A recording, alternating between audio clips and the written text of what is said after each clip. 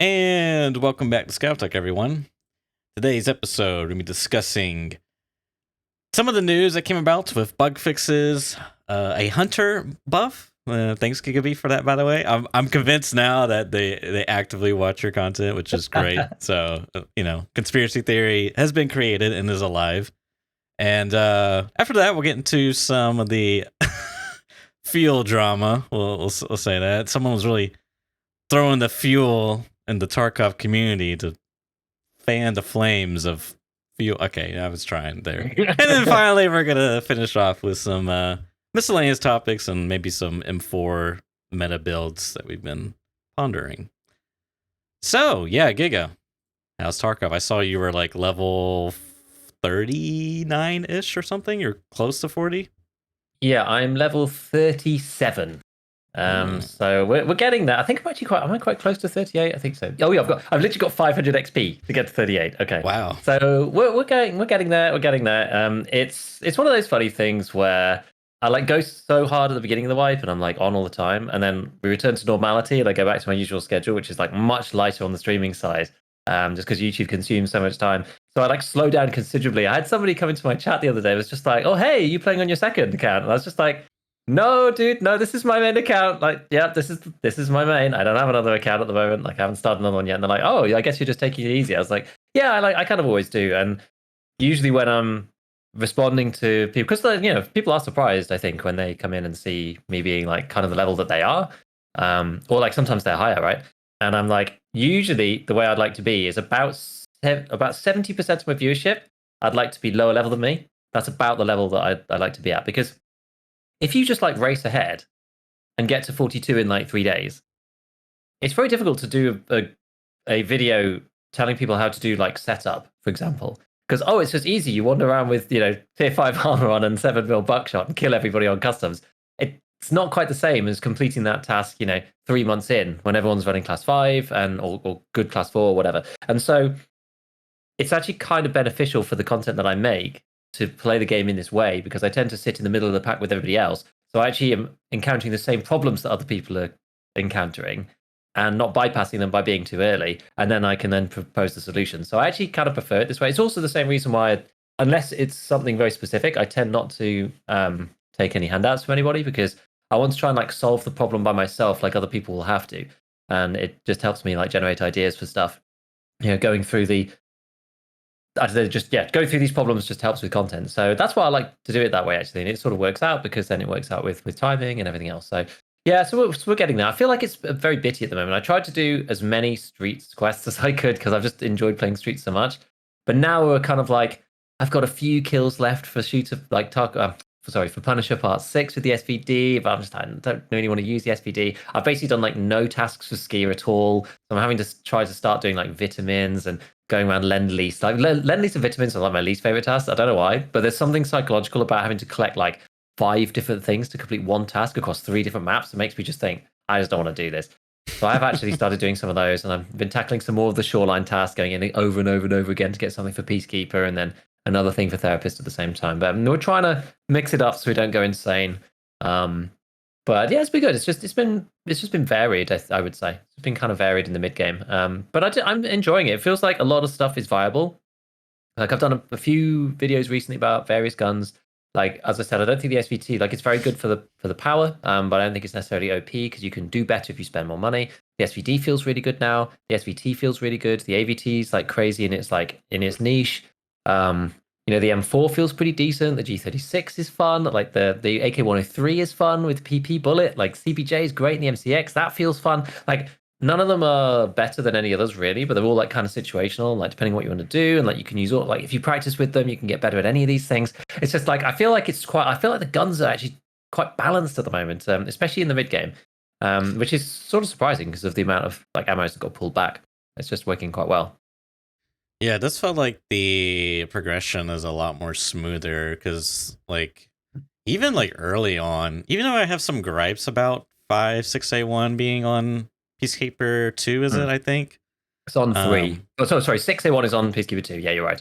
And then 5A1 is on Peacekeeper 3. Yeah, but you can get PS from Prepper 2 now.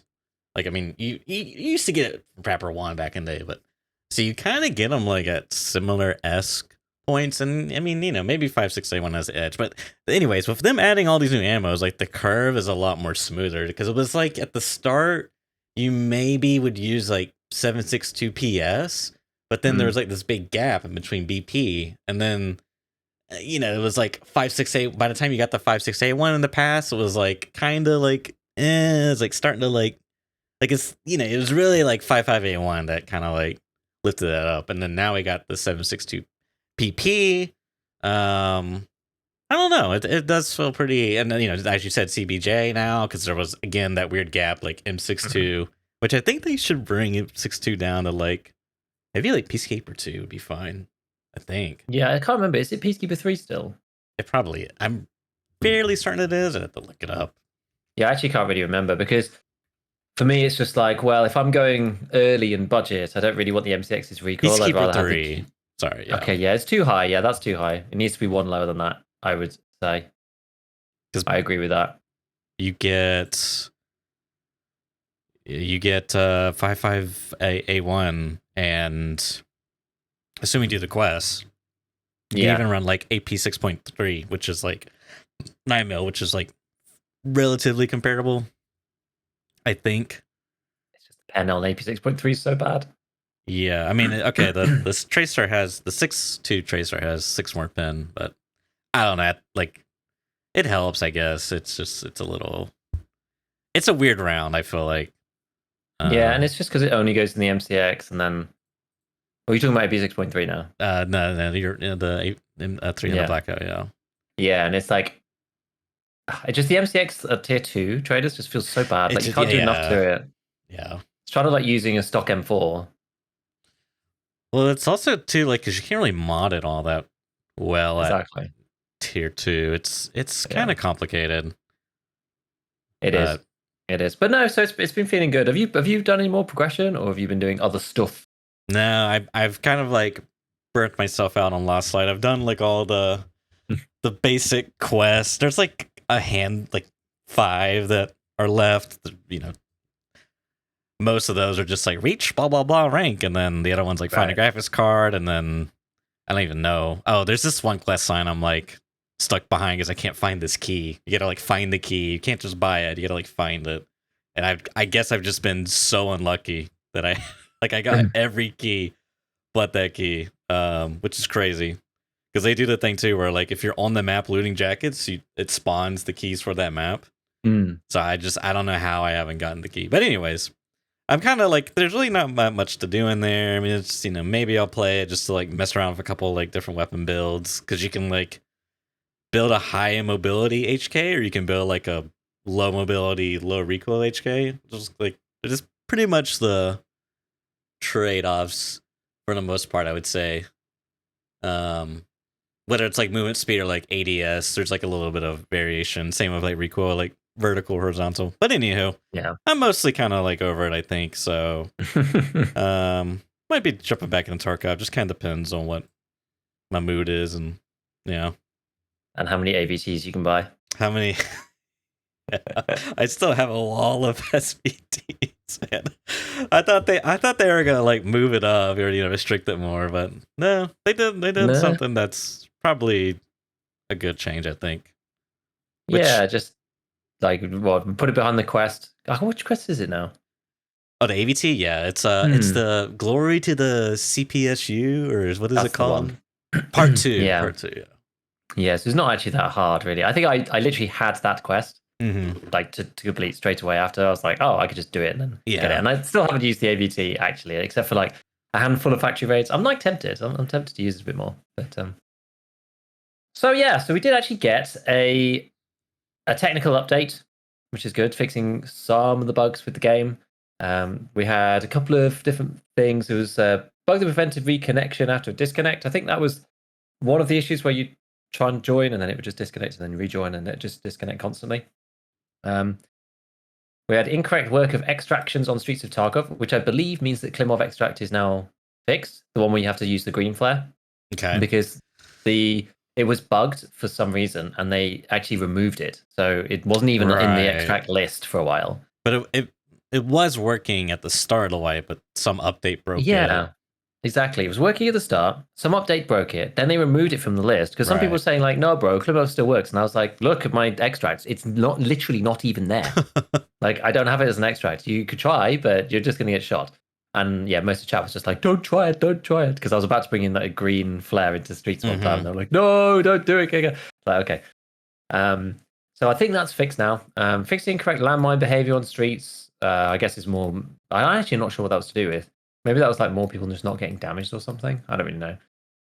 A few random things like timers for the exfils. The exfils are still kind of like the vehicle exfils are still busted.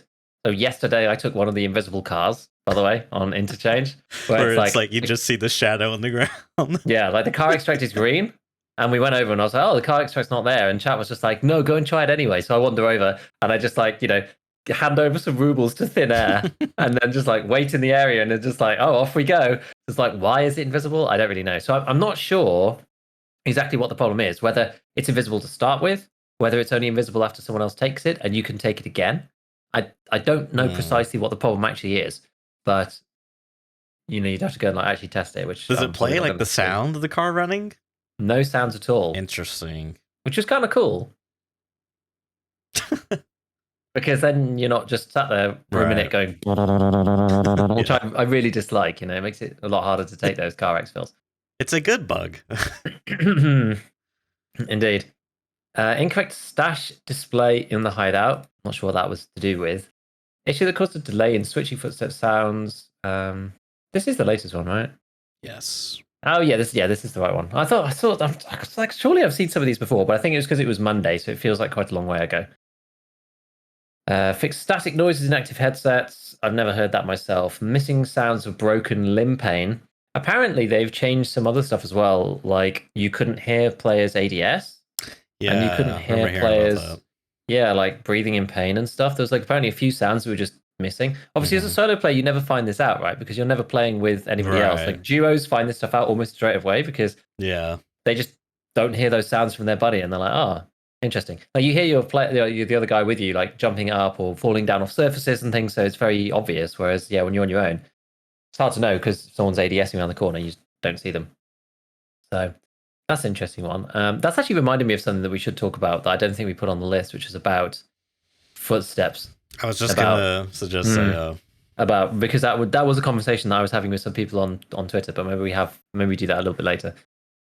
Then we've got fix the ability to sort quests by location. It finally works. Like how hard is it? Like please, but it finally works. Now when you sort by alphabetical order by quests, it now does actually sort it alphabetically by quests. Right. This is big. This is a huge quality of life upgrade.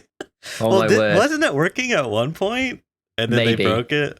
Okay, probably. They probably had a static list of all the quests, and then they added some more quests, and they weren't part of this static list or something like that. That'd be like classic Tarkov VSG. Well, it's just funny because like it would like partially work, like some would be like in the same group, and then somewhat, and it was just weird. Yeah, I know. It's very strange. It's like it just reminds me of like every time they add a new suppressor, and they have to add it to the Punisher part, like whatever manually, and it's like why? But fix the display of container borders in the stash. Real solid one. And there was one actually that used to be really awful. There used to be like a sliver of the stash visible through the border, but I haven't noticed that for ages. So maybe it's on certain reses or something. I don't know. Fix the clipping of the USEC Predator T-shirt. Cause the bots not to react to gunshots. Fix the cause of the FPS drops when loading in with NVIDIA Reflex, which is working. I've been running NVIDIA Reflex for a week, I would say, since this. I changed it over just to see, and everything seems fine. So Reflex is working again. Public service announcement. You heard it here first. You could turn Reflex back on for as little difference as it might make, but it's a good thing. And then fix the display of post-match kills for co-op. This was funny when I was doing some testing, because what would happen is if you died in there, when you left the raid, it would show you the last raid you played as PMC as the stats for the co-op bomb, which is really weird. It is weird. You'd have like any PMC or scav kills from the last PMC raid you played, which is very strange. But what was it almost like more weird about it? So in the previous raid that I'd done, I'd killed a player and taken his dog tag, because I went back and actually looked to see if it was the same as the last PMC raid I played, because obviously I recorded all my footage. And on the co-op one, the PMC had question mark, because like I didn't have the dog tag. So I was like, oh, that's interesting because I didn't have the dog tag, even though it was the same post raid screen. It then didn't show me then like it must be linked whether you've got it in your inventory or not. I guess that's just the way it's coded. Kind of makes sense, but I was like, this is like a different set. It's kind of weird. So yeah, that was that. So there are a few things that have been fixed since, which is kind of cool. And I don't know, like we've still got some stuff that's wrong, obviously, but it's nice to slowly see these things get improved and be better. I just find some of this stuff coming around in circles a little awkward. Things like various audio cues not playing and stuff like that from other players. It's like these things just keep coming around and around and around. It seems, which is a bit strange. But I don't know if they did anything about the what do you call it? The busy hands bug that isn't listed there. But I haven't really seen anybody complaining about it since. I'm sure there's probably some instances of it because there always seem to be some just like trundling along underneath the surface. But I haven't had it myself. I mean, I've only had it once this wipe, to be fair. But hopefully that's fixed with whatever else they did. I'm not sure. So yeah, that's that. Then in terms of game updates, the main one we had was the Vepr Hunter buff, which is pretty fun. And I know, yeah, you said about the Giga conspiracy. I think a few people actually said, oh, I reckon the BSG watches your videos at this point because it was, I guess everyone was talking about the video I did with the SVT, right? Like how the SVT is not like OP, but then I compared it to the SVD and I compared it to the Vepr Hunter, and both of those two gods got buffed, which is kind of cool. I mean, it was necessary. The Hunter had like 350 recoil. It was absolutely insane. And looking at it now, it's pretty neat. I mean, let me find the actual changes because I know Logical did actually put that one up as it went through. But it was interesting because of the way they tweaked it. I thought it was actually, like, initially I thought it was bigger than it was. I mean, it's still huge. So the base recoil, as we always talk about, the one with no mods on whatsoever, went from 510 down to 150, which is like astronomical. It's like the biggest recoil buff I've ever seen in my entire history of Tarkov. So that on its own was a 70.6% buff. But what they did do, and I don't really know why they did this, because you can't, like, there are only 2 mods for it, but they changed the mod recoil. So you got the basic stock for the Hunter, which used to be 39% recoil reduction, and now it's 32% recoil reduction. So it's actually 7 less. And then the SVD style stock, which used to be 42% recoil reduction, now it's 35. So now it's 35 for the SVD one and 32 for the regular one. So that's actually a bit worse. So they kind of 2 things sort of go against each other. Like the base recoil has come down, but then the stock's like not quite as powerful as it used to be. But even still, it's still an enormous buff, right, in comparison. So now, and we did this on stream, just having a quick look through. I haven't looked at it since, to be fair. So the base Hunter, if I just look at the Hunter stock preset, so the base Hunter now, with all of the things added on, is 102 vertical recoil as the starting point, which is good. And then when you put on both the suppressor and the SVD style stock, that gets you now to 76. And those are really the only things you can do. The suppressor reduces recoil by 14%, and the SVD stock is, what do we say, it was like 4% more recoil reduction or something.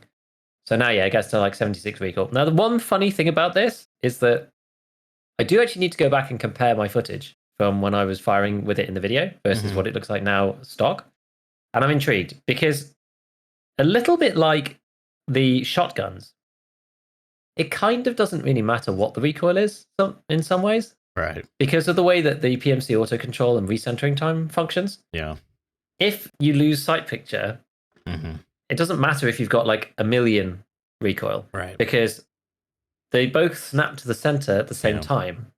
It's not like the one with the higher recoil takes longer to resettle. It's like the recentering, let's put it this way, the recentering time or the recentering force is proportional to the distance of which it travels on the vertical recoil. So the higher it travels, the faster it snaps back.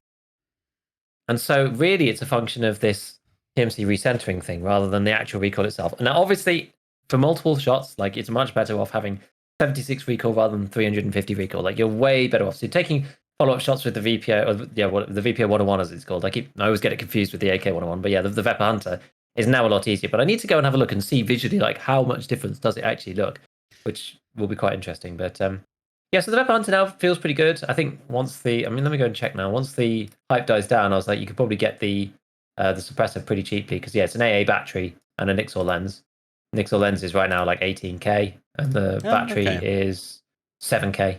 So it's 25K for the suppressor, which is cheaper than any of the other suppressors that you could get for like 762 by 51. So like people are talking about it, comparing it with the RFB, which is probably what I'm going to do at some point. To the cheapest ones, usually like the quadruple RAM barter like hybrid thing. So you might be able to run it quite cheaply. It's like what, 45K or something, and then the suppressor probably takes it to 70 in total. And if you like the PSO style scopes, I mean, could be your jam as well. Could be a plus. Yep, and you can run the Vepr Hunter with a laser, which is very difficult to do on the RFB. How do you do that? Because you run a Cobra dovetail. Right, yeah. For rail, and then you can put like Balder Pro or whatever on it, and then you can put a scope on top, which is actually pretty cool. I'm looking at it now. Obviously, the biggest downside is the 10 rounders. So if you can figure out a way to make the 10 rounders function, then the Hunter might be your jam now. Only thing I would say is the other big downside is the ammo availability. Because you don't get M80 till Peacekeeper 4. Yeah. I mean, you can craft that level 2, which I don't know. I'm not in tune with the market. I don't know if that's worth doing. It was really expensive. I don't know if it still is. I'll just quickly pop open. It's for Screwnuts. Tarkov.dev. Which is sometimes Screwnuts can be pretty expensive. Yeah, it's currently using like the average prices right now. It's about 1,900 per round, so it's pricey. 1,900. Yeah, I don't know. That's kind of the issue for me is like, unless you really care about, I guess it's an option to be fair, because it's basically the same as the SVT, right? Like, I mean, I think the hint stats might be a little bit worse for the Hunter. I think the Hunter has a pretty bad recenter time, if I remember correctly. I actually don't know. Have a look. I'd have to look. Okay, so SVT is a little bit better on the stats of the recoil 96. Wait, is it? Oh, the stats. Yeah, just like the in-game stats. Oh, well, you can get to 76 though with the Hunter with the suppressor. Right. But it looks like the recenter is 1.5 for the Hunter. Okay. Versus 1.25 for the SVT. So it's actually on par with like the SR25. Okay. And the horizontal's better too. What's the horizontal? 18. Okay, it's a little bit better. Yeah. Tiny bit. So you know what? It's not that bad. Although the camera recoil is a lot higher. Yeah, I'm not too sure how that. I mean, I don't know how much that matters. But I think it matters for the floatiness of the back of the stock. I don't know why. There's something about it, right, that makes SVT feel really good because the gun doesn't. I don't know. You can still see when you shoot. I'm not sure. It's weird. It's one of those things where if they have the recoil aligned with the camera recoil, then it feels fine. So it really just depends on did they do their math or guesstimations right? Because the tried and true example of how it's screwed is, or an example that's screwed is the MPX. It just has for no reason 2x the camera recoil of all the other SMGs, and it's awful to shoot, man. It's so bad. It doesn't matter what you do to it, it's so bad. I don't even think I've seen Willers use it, and he uses some crazy guns like Shorty Fowl in his STM. So yeah, no, I think you're right about that. Camera recoil is one of those things. It's not necessarily bad, but it needs to be matched to the weapon. Yeah, it's gonna be just right. So I don't know. I'm interested to try it. I mean, with 10 rounders, I'm just like. I'm just more. I mean, the 10 rounder doesn't bother me as much as the ammo bothers me. That's kind of the. Would you use it with BCP FMJ? It's basically PS. It's 762 PS with more damage. I just feel like I could, I mean, yeah, I'm gonna give up suppressor and more optics and maybe its performance, for the but just to have LPS, man, it's just like I feel like we're just in such a heavy ammo meta. In general, Tarkov, it's just kind of hard to. It's really hard to make these trade offs and feel good about it. You know, you think, oh, if I shot the guy, he didn't die because I had this ammo, whereas if I had a different ammo, he would have died. Especially if you shoot somebody with like, I don't know, TC 2001 on, and then BCP FMJ like bounces off the back of the guy's head, and you're like, ugh, like really? Because it's what, 35 pens, so you've got to. Yeah. If somebody's actually got a class 4 helmet on, like even at point blank, you're talking like a 30% chance. Ugh. So it's just like a bit nasty. Yeah, it doesn't feel good at all, which is just a shame. So yeah, I see where you're coming from. Like, and we are in a really like heavy 7.62 by 54R meta a lot. Like I went on last night, I was like, oh, we're using the SVD again. We still got to finish Punisher, and go to buy some like 7.62 BT from Prapple 4 out of stock. Go and buy PS from Prapple 3 out of stock. I was just like, damn, dude! Like I've literally got to use LPS even though I'm Prapple 4 because like I can't buy it. It's just out of stock all the time. The global stock is not high enough for the amount of people who want to use it. But you know, with the SVT, with the AVT, with so many people just normally using the Mosin or whatever, like the SV98 with its new stock and things that came like a wipe or two ago, and now with the PKM, PKP as well. Like I mean, I know there's probably not that many people using that, but even still, like the SVD on with its lower recoil, I think a lot of people probably are like the SVD is actually usable. Like you could main it if you wanted to. I've used it a decent amount just in general because I've not tried to finish Punisher 6. I'm not desperate to get the Epsilon. Like I'm not really that bothered. And so we're just like taking it sometimes. And I tend to just do it on interchange while I'm doing other tasks now. And dude, it's absolutely slapping.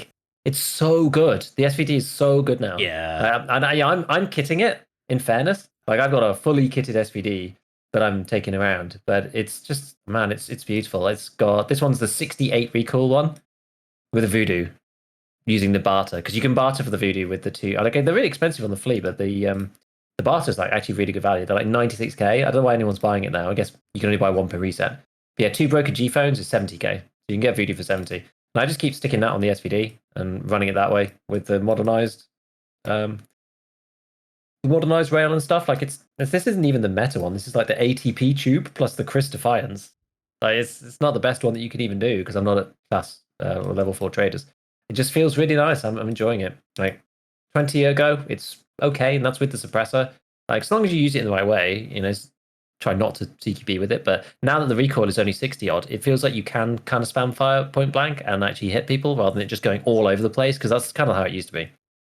But I can see why people are using the ammo a lot. Like 54R is really in vogue. It really is. Yeah, I mean that's just I feel like the SVD's always been good, and that's not because of the gun, but because of what comes out of the gun. Mm-hmm. And like to me it's kind of telling because we have like I'll just do a comparison here. So we have T45M. It has 40 pin, and you can get on Prapper 2, whereas M80 has 41 pin, and you can get it on Workbench 2 or Peacekeeper 4. Okay. Yeah, Workbench 2 for the equivalent of like 2,000 around, or Peacekeeper 4, exactly. LPS, you can also get on Prapper 2. There really is no equivalent for that. We have PS, which has 45 pin. You can get on Prapper 3. We have M62, which has 44 pin, which you can... Oh, you can't craft it. You can only get after Spotor Part 6, after Peacekeeper Level 4, which isn't that bad. Quotation marks. Yeah, that one's kind of okay. Yeah. And then, just kind of moving up the stack here, we got what? BT's probably next in line. Prapper 4. I forgot to mention this one. SMB, right? Level 2 workbench, 62 pin. M61, 64 pin, level 3 workbench after Shooter Born in Heaven. Okay. Caveat there. And dude, the craft for SMB, unless reds have like, I doubt they've spiked, but unless reds are expensive, it's so cheap to make. I think you only get like 80, but it's so worth, dude. And then obviously, you got BT, Prepper 4 after Punisher Part 3, which naturally, I feel like by the time you're Prepper 4, you're probably going to be most of the way done with the Punisher questline, so you pretty much always get that. At least that's been my experience. And yeah, again, it's like, what does it have? 60 something pin? I 55. think Okay. it's 50 odd now. Yeah, Okay. they did take it down a little bit, like That's 3 right. wipes ago, 2 wipes ago, That's something like right. that. But it's still amazing. Like, unless you're fighting against class 6, Yeah. you're going straight through tier 5. And And how many people run class 6? There's really no equivalent on the 760 by 51 side for that. So you have this kind of unique round. There's a ton of rounds here. From M62. Yeah. Dude, 762 54 BT is out of stock now. Oh yeah, it's so, I'm telling you. I mean, like, obviously there's a new gun that's helping in. There's been buffs to the, in general there's been buffs to the caliber, if you will. Yeah. Some nerfs, I guess, but yeah, I've always been a believer in like BT, SVD, but now it's just like going to be even better. And looks like the populace agrees. So I think what they need to do is take, like, we're at the point now where we probably need to start matching these calibers. It just feels really out of place to me. Yeah, I think like most things don't feel too bad, but a couple of things have been left behind. Let's put it that way. Yeah. So M62, like for 300 Blackout, that needs to go back to Peacekeeper 2.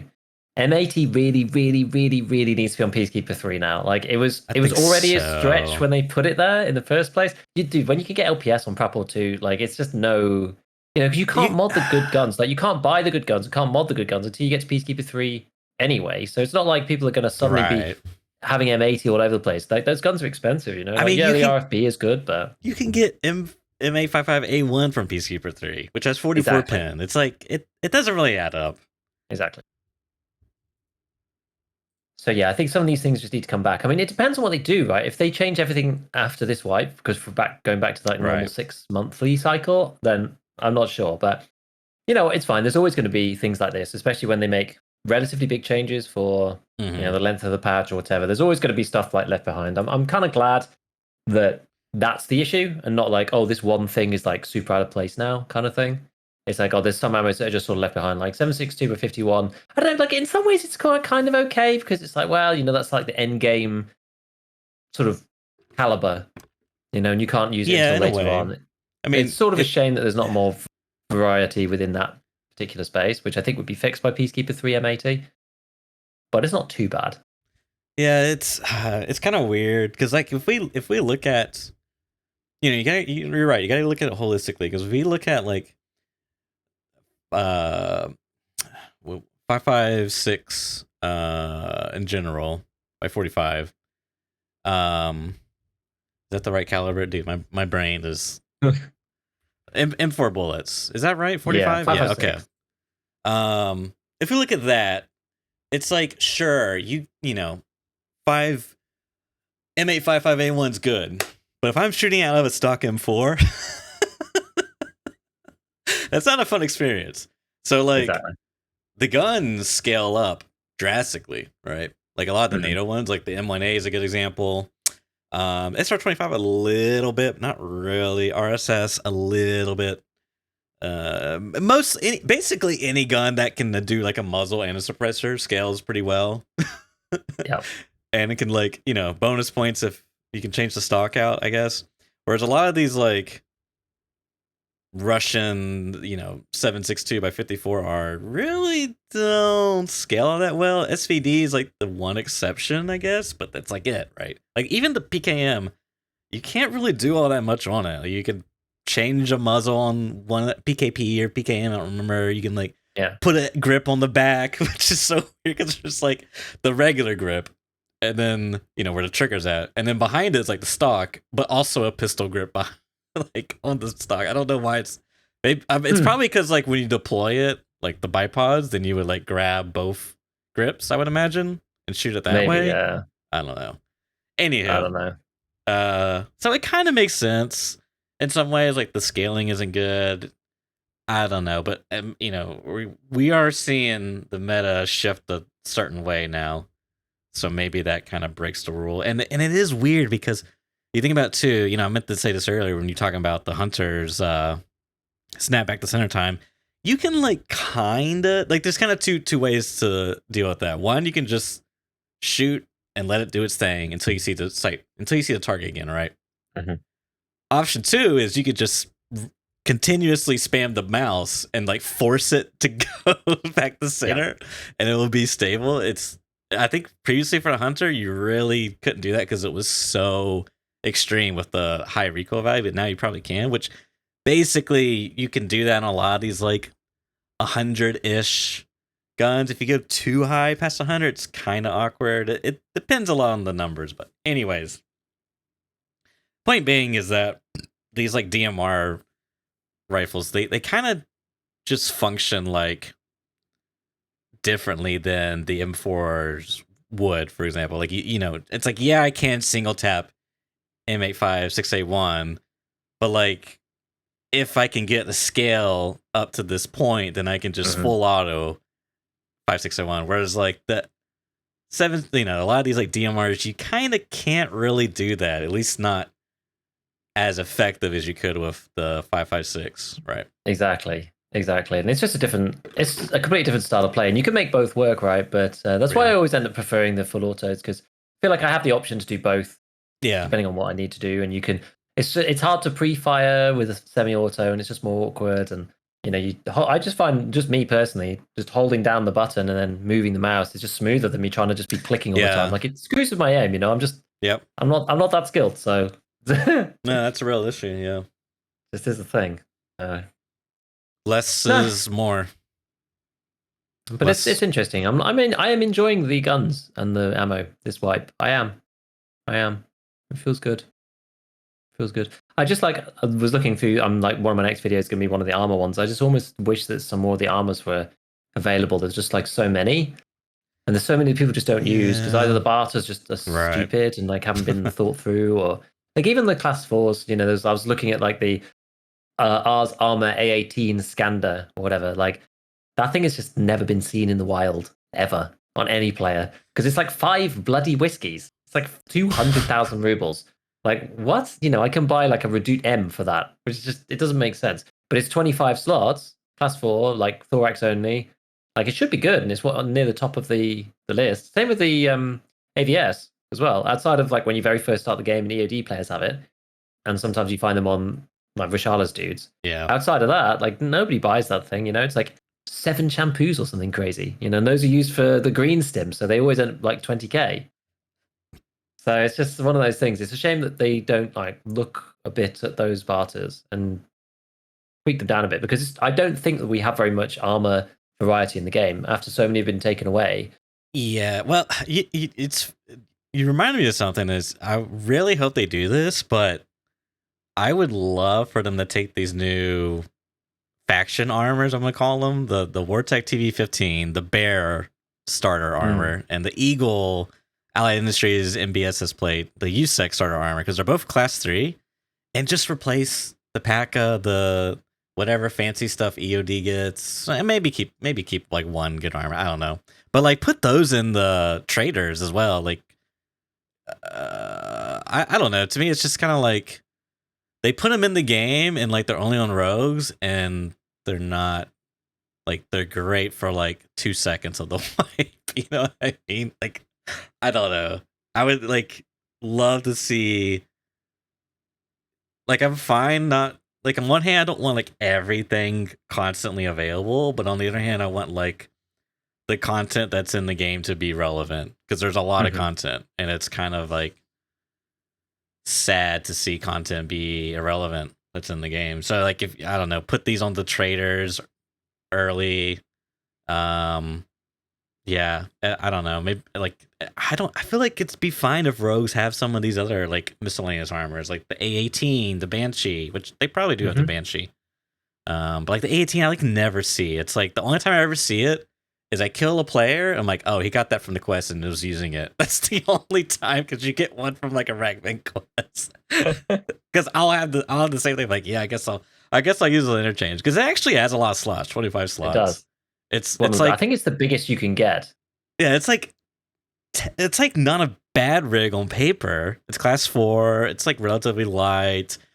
It's, you know, combined materials. It's 80 durability. Like, you know, it's got a lot of like, I forget what the layout. Oh, okay, yeah. So it's all like 2x1s. It's all 2x1s, so it's like a barter item collector's rig, you know? Yes, and this is like I like it on interchange, but like the actual way you get it is barter only. I don't. There might be some AI that can spawn a fit. I don't think so. But the barters suck. 5 whiskeys, gold scoring, 3 neck chains. I don't think any of these ever become worth. And usually there's something that's more valuable. From my experience, that might have changed. You know, No, I think that's true. recently. Never see that one ever. I think it's a shame. But we have to remember all this stuff's going to change with the armor plate. So that's probably why they haven't done it now, because everything is going to change. No one knows what this is going to mean. Once the armor plates come in, it's like almost makes having so many armors meaningless in some sense. Like they might all kind of be similar, right? I don't know. That's the only thing that I was like slightly not concerned about. It doesn't really matter, but like they've spent all this time making all these plate carriers, and they're just like, oh, this is going to carry front, back, and 2 sides, and it's going to be class 2 outside, and like they're just going to be 10 armors that all do the same. Yeah, I don't. I mean, the interesting and it's going to depend part, on the plates. Like, I don't know. I guess it'll depend on the actual the internal layout will still be the same. Actually, in fairness. Yeah, that should be the case. I mean, I think the interesting part will be. I think what's gonna happen is there's gonna be some like de facto armor that's got good coverage, and like you can put a plate front and back maybe. But like the sides are like aramid, so like you can like kind of reduce buckshot. Like probably the Killa armors, that kind of style would be good. I think we talked about this before. Maybe even actually, maybe even the Osprey would be pretty decent.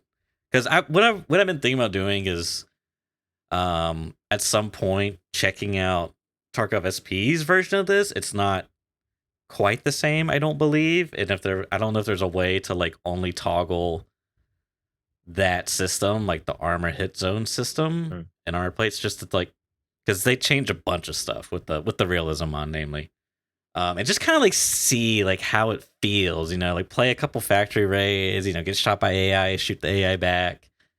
I don't know, because I feel like it's, nothing may matter, or there's going to be like a handful of good like that are deemed good armors because they do provide more like baseline coverage. Yeah, exactly. I think that's going to be important. It's going to be whether you. I mean, maybe it will, maybe it won't. Like I was thinking about this the other day, and you kind of like sparked off a thought in my mind, because I was like, I was looking at some people talking about hit reg and stuff, and I was just made me really concerned about armor, hit boxes and whatever. And I was just like, we're just not going to be able to target it, right? Like if you're shooting at somebody with an M4 with like 45 recoil, like you're not going to be able to target like the side of the plate, the neck hitbox, like it's just like it's just not going to really happen, and it's just going to be people spraying at each other, and sometimes you're going to insta kill them, and sometimes they're going to walk away, without doing anything. It's just like really weird. But you said, sorry to cut you off, but you said on Twitter, you said, oh, I think that they should change the thorax HP up to like 100 and something, or whatever. And I was like, actually, I don't think that's necessarily a terrible idea. Just to stop people just getting like one tap through the side of the chest. I don't know. Like, so I mean, armor would still be useful, but players would have more health. It would lengthen out fights a bit. It means that you're not just going to die instantly to one round of like PMP out of a, some crappy pistol. I don't know. I know it's not realistic, but yeah. Let me just look at the ballistics chart real quick, because I think it lists damage values there. You can sort by damage, I think. Yeah. Oh, there's just so many rounds that could potentially one tap you, man. It's just gonna feel so bad.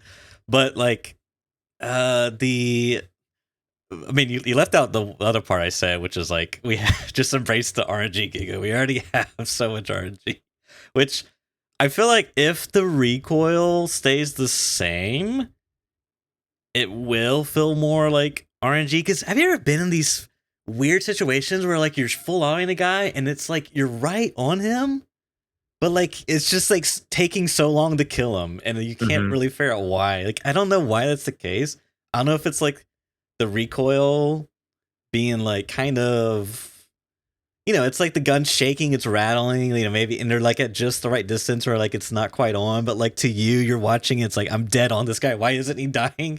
So I don't know. I feel like maybe if the recoil was like changed a bit to where it was more accurate and it wouldn't feel as bad, on that side, and then you could actually like aim, like try to like target your shots, because like right now you get like ideally one good, you know, your first shot you can get on target easily, and then you gotta like shots 2 through like 5, we'll say, depending on the gun. Obviously missed. Yeah, they're gone, and then you're back on target. I mean, you know, if you're skilled enough, I guess that's not true, but as a general rule, you know, I don't know. It is tricky, but I had a one more thing I'll say is I had like a just like a really bad brain rot thought. I was like, well, maybe it's not a bad thing if you get shot in the thorax, because then your armor will still be good. And I was like, wait a minute. You like never want to get shot in the thorax whatsoever. That's the point of armor. It's not. I don't put on my meat to protect my armor. You know, I put on my armor to protect my flesh. The arguments come full circle. Protect the armor at all costs. Yeah. I don't know, dude. Okay, just looking at the list. All of the KS rounds will kill you. Grenade launcher, Magnum Bucklet's gonna kill you. Express, basically almost any shotgun round. It has to hit like 2 pellets though, right? You're not gonna get like true, one pellet. True. Yeah, I mean that's a good point. I mean, yeah. So like, you need like 3. For the KS, you need like 2. Some of these you're gonna need like 4. Like Piranha, you probably need 4. Yeah. So like you gotta hit, and that's the other thing. I don't know how that's gonna feel, man. Just I'm really worried about shotguns being like mained, because like everything is so random. It's like, and you put like flechettes in the, because dude, it's just like, and they're already so good.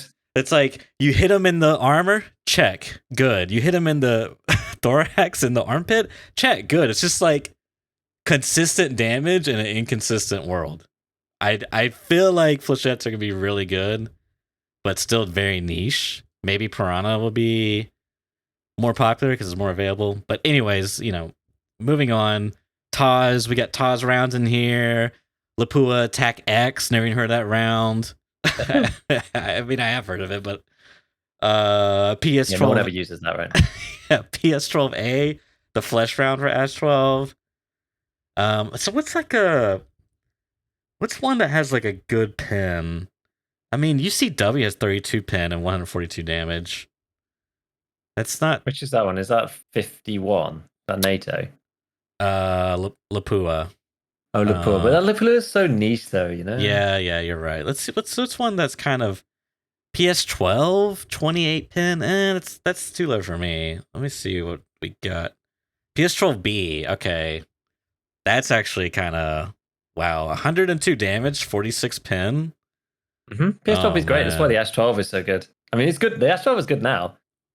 Yeah, but now I feel like, dude, you get that lucky shot on them, and they just die in a single hit. If you don't get the lucky shot, good, you messed their armor up. Maybe. Yeah, and the Ash 12 will, because of the pen, it'll insta kill anybody with class 4 on. It doesn't insta kill people with class 5. Common misconception with the PS12B, because there's too much damage reduction. Do a fresh one anyway. If someone's repaired it and it's a Gazelle or something, so that's touch and go. Might have a chance. It might. The damage reduction actually is weird. The way the damage reduction works is super, super strange. It's like, if you're like full durability, it does like a bunch, but it keeps the damage reduction quite high. Like it's like a curve. It's not like a line. Yeah. It's like 100% damage reduction. Like, yeah, I'm saying that in a confusing way. Let's say that like the Gazelle reduces it by 20%. It's like 20%, 19%, 19%, 18%, 80%, 15, 12, 8, 0. So it really falls off very quickly as you get past the halfway point. But on the way to halfway durability, it's still pretty high, actually. It's not like a linear thing. Halfway point is when the round starts like fully penetrating. Like it penetrates essentially. Yeah, kind of, yeah. Yeah. Okay. Yeah. The other one is 366 AP. 90 damage, 42 pin. So you could like one tap class 3s and then maybe get a lucky hit on anything above. Yeah, 366 AP is actually going to be pretty disgusting. I mean, there's quite a few random rounds. If you go to like around the 85 threshold, there's like a whole bunch of random stuff, isn't there? You know, you've got like SP for 76254. So The flesh rounds for the P90 R37F is like 98. So you can just spray someone with a P90 until they die. yeah. Hydra shock out of 0.45. Dude, that would be an interesting. So, this man is gonna give me another tangent, but that would be an interesting meta. Is like you pick a round that has like, high flesh damage, but also like high armor damage, which I don't know if usually they're like correlated, high armor damage and pin. But if there was like some obscure round that was like, had high armor damage and also high flesh damage, like honestly, actually, probably, I might have it here. Where's it at? Yeah, TCW has 87 flesh, which I feel like that's going to be under 10, maybe 5 meters one tap. So maybe not this one, but 30 pin. What's the problem that you have? 25% armor damage. Never mind. Yeah, this is the problem that you have is that like the actual armor damage dealt is like a combination of pen and armor damage. So even if it's like if it's 2 pen but armor damage 100, then it's still going to do no armor damage, unfortunately, because it's the armor damage percent and it's based on the pen power. So gotcha. Yeah, I don't know. It's just like I think spraying at people with like really high damage rounds with high RPM, that's going to be scary. That's why I'd like picked up maybe the P90 one, because you were like 50 round mag of flesh bullets, or like 45 ACP Hydra shock. Yeah, 100 damage just each. Looking at that, just like sneaking them through the armpit and boom, you're dead. It might be viable. I don't know. It's gonna feel weird playing like that. And I mean, actually, honestly, maybe that's how the SMGs make their comeback. Is you just load up flesh rounds, and because their recoil is low, relatively speaking, you just aim for the pits. Let me get them pits. MP4, dude, MP5 SD. Yeah, it might be pretty good with like Luger or something. I don't know. I just don't know if I want to like trade consistent damage for like chance damage, because that's kind of what we're talking about. Like how many times are they going to be armpits exposed to me? It's not like he's like, hey, what's up, bro? You want this LEDX of his arms up in the air? It's like, exactly. And this is the reason why maybe it will be okay, because it levels the playing field out a little bit more at the bottom end. But if you use BP, they'll just die in 2 hits anyway, because you'll pen through the armor anyway. I just it's still more consistent, I just can't imagine, people who like consistency, or you know what I mean. Like as you say, BP's kind of got like no change in consistency, right? Like before and after. But previously it was like, no matter how many times you shoot me in the chest with your APC rip, you're not gonna kill me, basically. Whereas now you have a chance, so to speak, to die. So like, I don't know, man. I feel like that's gonna feel bad. Someone's just come into chat, Varial, and he's just written, imagine not knowing anything about Tarkov and coming in here and just hearing like, you've got SP for 762, 54, P90 flesh, R37F is like 98. He's like, what? Imagine. This is not the entry to Tarkov podcast. So, according to my calculations, if we divide 762 by 39 pin by the armor chance, yeah. That's basically us. Yep. Well, I don't know. We'll have to see. One last tangent is Lost Light has this new mechanic where certain guns and ammos have like perks built into them, which is really weird and bizarre. Like the PP19, its stocks have a bonus for run speed when you're indoors. It's just like a buff. Like you can just see the buff on your body. Indoor run speed. Yeah. That's funny. I like that. Some of the sites can like spot loot at 15 meters and under. It's like man, what's another one that's I can't remember. But anyways, the one that's really interesting is what's called like bonus armor damage, and the P90 red tip rounds. I don't know what they're calling that game, but I don't even know what they're calling in general. It has this ability, and what's weird about it is it does half damage if it doesn't pin the armor. So like the actual damage it deals is halved. No, I'm sorry, Right. I said that wrong. If if it pins the armor, it does half the damage. Let's say it does 90, it'll do 45. Okay. Whereas if it doesn't pin the armor, it does the full damage. Which is kind of it's weird, right? But what ends up happening, I don't know. But what ends up happening is it's really good against people wearing like class 5 and 6 armor because it won't pin and it'll do bonus damage. But it's really bad against like the scavs of like 3 and 4 armor because it pins and it does so little damage. It's funny. That's so weird. Yeah, it's interesting. You know, it's weird's a good word as well. That's why like Lost Light could just do like goofy stuff like that. Exactly. Whereas like that would never fly in Tarkov land. Yep. Goofy. I actually wouldn't mind different guns giving kind of, well, we talked about this before. Careful, maybe I wouldn't do it to guns themselves. We talked about like move speed and stuff like that, like how you could, give move speed bonuses and things with different. It was different weights we were talking about last time, but you wouldn't necessarily be opposed to it based on like the weapons class or something. Like SMGs give you like more move speed or something in general, like more ADS speed. So, I don't know. I'm not sure. No. Yeah. No, some interesting ideas. I like hearing about other games because it's interesting what they've put in place. It just feels like, we said last time, I don't want to go on a tangent about it really, but everybody underweight is just kind of too samey. Like every gun is just the same movement with every gun, the same ADS speed with every gun. Yeah, you have your ADS, but Ergo's just like not good enough. But we've talked enough about that in the past. The one other thing I would say is sometimes there's like a bit of a mismatch in expectations.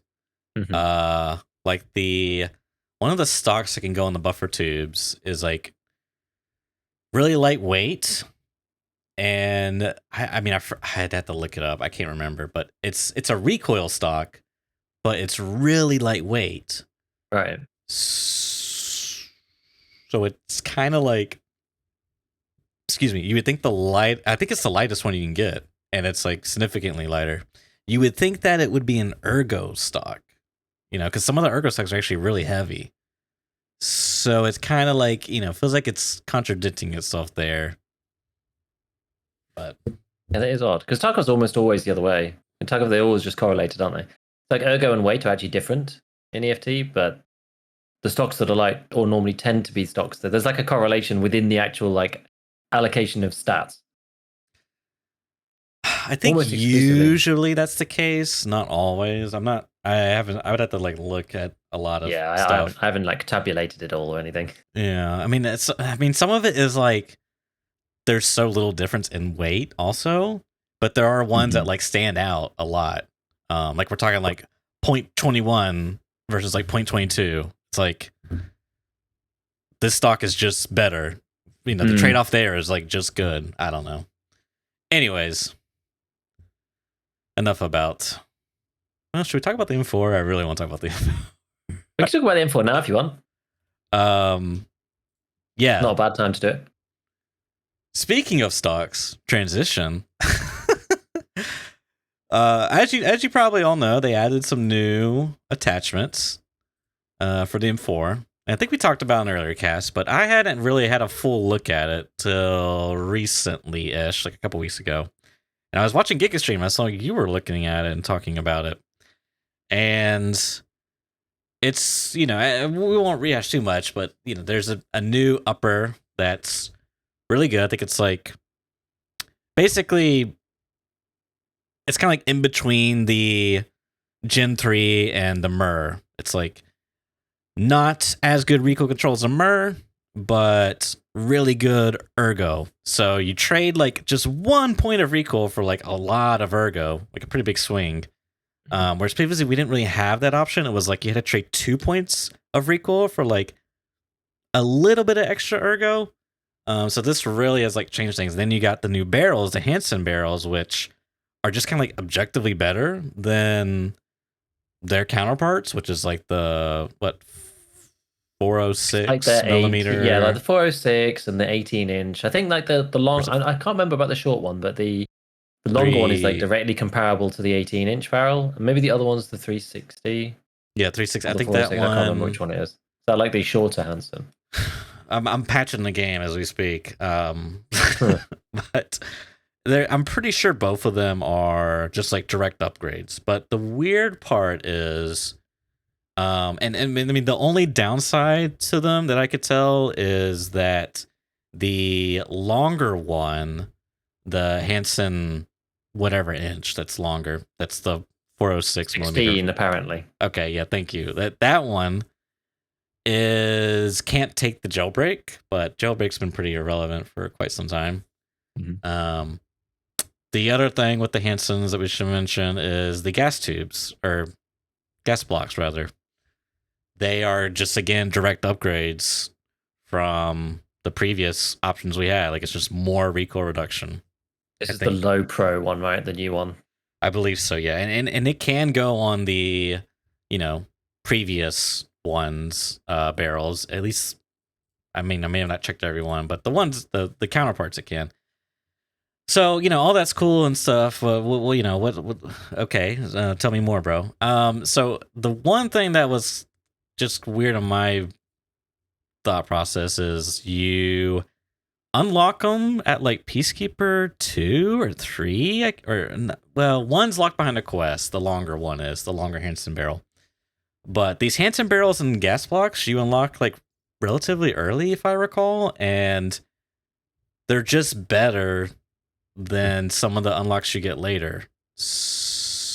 I mean, like, yeah, you don't have the 18-inch or 20-inch to choose from until later, but like they're just like the gas block, for example, is like just a straight up upgrade. The Hansen barrel compared to the 360 or the whatever the other one is, they're just like good. So I don't know.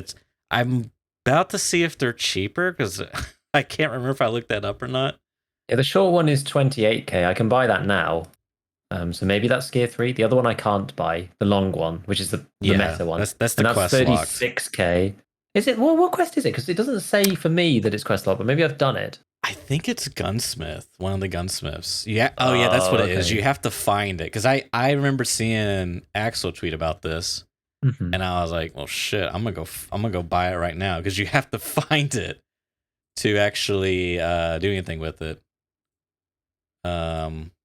It's true. It doesn't say on the wiki that there's a quest log. Why can't I? Here we go. Hansen 16. I think it's just Gear 4. Maybe they changed it. And the other one's just Gear 3. Yeah, the one's just Gear 3. Well, the other's just Gear 4, apparently. Is this? Maybe you're thinking of a different part, or maybe they made a change. I don't know. Yeah, I don't know. Sorry, now I'm playing with OBS. Stall for me, Giga. I'm going to check out the Low Pro as well, because I can't remember. I don't actually know what the name of that actually is. It is called the AR-15 Ballistic Advantage Low Pro Gas Block, and that one is also not quest lock, apparently, and that is Gear 3? Yeah, Gear 3, and that's like 8k. Oh. Yeah. So... Yeah, okay. And that's like 3% recoil reduction plus 1, okay. Like, yeah, the sum total of all of these things is quite a lot, actually. Like, the new upper versus the... We have to get that from the flea, unless you have it. Hansen. What is that one from? Is it called the AX-15? I think so. Why am I typing? Aeronox. Here we go. So that one is Gear 4. Yeah. So I can't buy that one either at the moment. Right. But yeah, if you do the Aeronox and you do the Hansen long barrel and you do the Low Pro when you can get access to them, the ergo swing is astronomical, as you said, compared to something like the 18-inch, the old gas block, and like the Ultor upper. It's a big change, and you don't give up that much recoil. You gain, I think, because we were looking at this on stream, as you said, and you lose 1% for the upper The barrel, I don't think you lose anything. You only lose it against the 20-inch, but then you gain one for doing the gas block. Well, now I'm So it curious. ends up being good. Yeah. Okay. What are you curious about? I was seeing how much when I looked, the X15s weren't that expensive on the fleet, but now they're kind of gone up. I think more people are realizing. Okay, so yeah, I just wanted to see what, if I wanted to buy, because the Hanson replaces. I get these confused. Yeah, it's the 400 or the 370. That's what it is. So you get. I guess you start with the 370 when you buy an M4. Yeah. So it's kind of. So you're kind of paying out of pocket, I guess. All it right. depends. Like, if you were going to build a completely Hansonized, Right. thing, I would just start with the mechanic lower, probably. Yeah, that's true. Because usually the M4, some of the parts doesn't make sense if you try and sell buy. I don't think, unless they're really cheap. I was hoping we used to do the ADAR thing, but the ADARs don't really make sense either anymore. They're too expensive. You see that? Oh, the good old days, the rechargeable battery barter. 12K to get an ADAR. It was the base of all of my M4s. It was so good. You could almost buy it and I think you actually could just buy it and set it back. And then they were like, no free money, and they got rid of it. It was very sad. Do you have the JP Enterprise gas block unlocked? Let's have a look. Which one? The 5B? Yes. I don't. That's mechanic 4. Why? That's 3% recall as well, but you lose an ergo for it. You lose an ergo for it. Mechanic 4, we said. Mm-hmm. Yeah. God damn it. So it's mechanic 4. It's 8,700 rubles. Mm-hmm. So not only is this one better and unlocked earlier, it's also cheaper, the JP. So they might as well just delete the previous, it's the new, it's like, oh man, it's like new, might as well just throw away your graphics card because the 40 series is out. You might as well just, I don't know. You know what I mean? It's like, God, I hate when stuff like this happens. It's so annoying. I guess because the barrel is kind of a different story because you would have to replace the barrel and it's kind of expensive. I mean, 28K is not really what I would call cheap. What would be the alternative to that? I don't even know. Barrels are they've always been quite expensive, to be fair. So, I mean, if you go and link search on the actual M4 lower, I think they go inside the upper receiver, don't they? So if we just link the Aeronox, and go to barrels. I don't really have anything I'm going to go unlocked. to traders only. Yeah, so barrels are pretty expensive, the 370 barrel to buy standalone is $200, so that's about 25K. So the Hanson 13 is only 3K more. The 36 is pretty expensive, but the 20-inch barrel is $300, which is 38K, so it's about the same price. What about the 18-inch barrel? Can you actually even buy that? Is the 18-inch barrel flea only? I think one of those extra long ones might be, yeah, I think. I think the 18 is flea only and it's 40K. How interesting. I never really knew that. It's because I never bother using the 18-inch barrel ever. If I'm going to go for full sweaty min recoil, I always just did the 20. I never went for that halfway house. I either just didn't bother or I bought the 20. So I guess it's not all that bad. I thought it was more drastic. But I didn't pay attention to the barrel price. That 28K is not cheap by any means, and you're only really getting one less ergo and 2 extra recoils. Kind of nice. I don't know. I am interested to see how much it all costs once I get to Max Traders to build just the base gun. Well, I mean, you could build a pretty good one as is, with these traders or that with I the have. 13.7. I can only use the 13.7 barrel. Yeah, that's what I'm saying. But that's okay, I suppose. Yeah, it's not bad. And then if you do some flea shopping, you can do pretty good. I had a build here. The other thing I noticed is like all the suppressors feel really samey until you get to the top. Like Yeah, they are. the stats are like so close together. It's just kind of comes down to like what's the cheapest suppressor that, or like what's your budget, I guess. Like what do you want? It's so close together. It feels like it almost doesn't matter, but I don't know. This M4 is like relatively okay, but yet you got to get the X15 off the flea, and when I was Which is shopping, it about the was same price as the traders. So really okay. it is right now. It's like the one right now is 35k, 36k, and it's 34.5 from Like, Skier. So describe this to you. It has um the X15. It's got the Hansen 13.7 APT buffer, which you can get from Skier relatively early, right? Or is it some Skier 2? It's got the DS. The Chris DS 150. Yes, 30 round mag, F1 standard one pistol grip, which I think is also Skier. It's like cheap. Is it? I think it's like okay cheap. What's that? 9k? Yeah. Sounds alright. It's pretty good ergo. And ergonomics. That is good actually. Extended latch. I don't know why. Maybe I have it though. I think which one's either that or the MASP. They're both kind of the same. And then low pro. Low pro. What's the low pro? The gas block. Of course. Then we got the handguard. What are the handguards? So I have the Lova. I don't know why I have the LVOA. LVOA S. Short, is it? Yeah. I'm guess. Let me just see. Do I have it unlocked? Decent. No, I just bought it from Flea. 17k.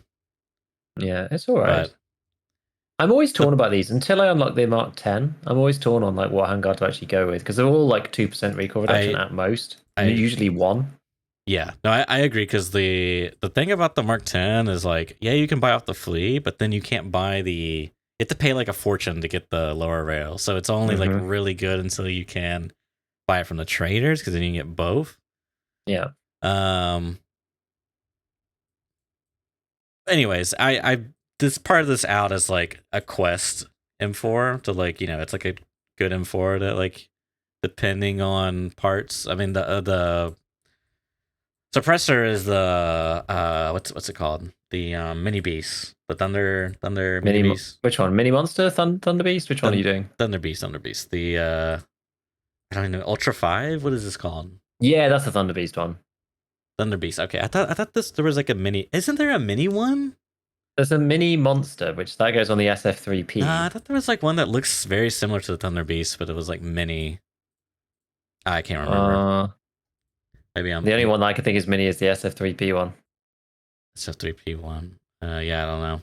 SF3P plus mini monster, and that lets you keep your ergo, but the recoil's not as good. I thought there was another one that had mini in the name. Anyways, yeah, because like I think as you said on the stream, the top end ones, which is basically the ASR plus the Saker suppressor, and the other one, which is the newer one, was the G-Lock, which you can put it's the G-Lock muzzle and the M4SD-K.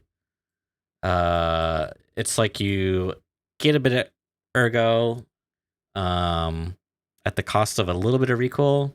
I forget what the trade-off is. Like, okay, so this build I got is 63-37 with the G-Lock combo, and then if we put on the Saker, 59-36. So like we gain 2 ergo. What did I say for the ergo? I think the swing's like, is it like 4 ergo? I think the swing. I can't actually quite remember. You might be right. Let me do it again because I have goldfish memory. I can't remember. Oh my god, dude, there's so many. Why isn't this always sorted when you're trying to pick parts? It's so annoying. It is annoying. It is really annoying. I wish it was, by the way, a bit easier to find the ones. I just want to find. I actually can't find it, so the one that I've got is like 64 ergo and 36 recoil, and if I swap it over to the The G-Lock one, that gets me to 6436, and that one is 4 extra ergo. 6837. So yeah, 4 more ergo, and we lose a recall for it, which like is a pretty good trade-off, especially when you're pretty low already. I think that's fairly good because like you'll make those trades on grips usually, in my opinion, anyways. Like I'm trying to give a good example of one. Maybe like if you go the difference between going between the RK1 versus going to like the SE5, for example. To the SE5. SE5. The SE5 is 2% with 8 ergo, and the RK1 kinda, yeah, is 3%, but the ergo is 1. I mean, you gain 7, I guess, there. So that's like a bit different. 1 for 7 is like a bit more skewed. Yeah, 1 for 7 is a bit more skewed. Thing is, it kind of depends on which regime you're in, right? It's like it's different. If your weapon's got 20 ergo, you're much more incentivized to trade 1 recoil for 7 ergo than you are when your gun's got 80 ergo. You know what I mean? Sorry, say that again. Like if your weapon has got 20 ergo now, you're much more incentivized to trade a recall point out to get 7 ergonomics than you are if your gun's already got 80 ergo. Yeah, like, that's very true. Like, do I need another 7 ergo? No, I'll just take the recall. Right. So it kind of depends what regime your gun's already in. I feel like you can get away with things like the RK1 or the CQR. You can get away with those things more so if you're already in like a high ergo regime, which is what you get to if you do some of these builds, right? It's like, I mean, I could just go, if I just do something standard instead, because we were looking at like the cutting edge, like the G-Lock and the Seiko are like cutting edge muzzles and brakes, like they're like 70 grand.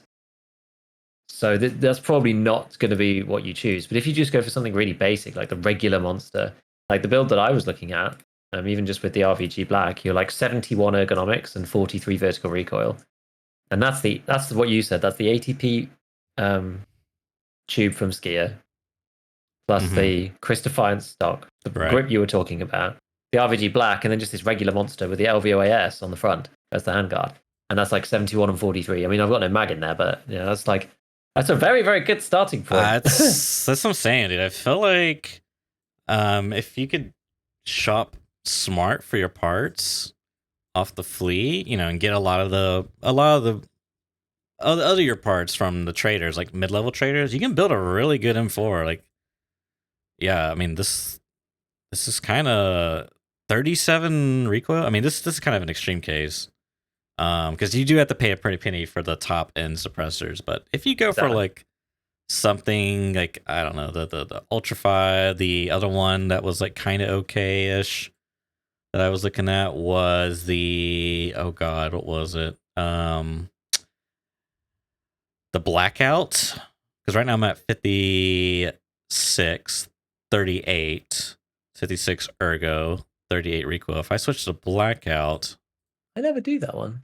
Funny enough, I wonder why. I get 54 ergo, 37 recoil, which is like kind of bad on both ends, if I remember correctly. I don't remember what my ergo was. What was my ergo number? I don't remember. But it's like if it's not even changing that much. Is worth it.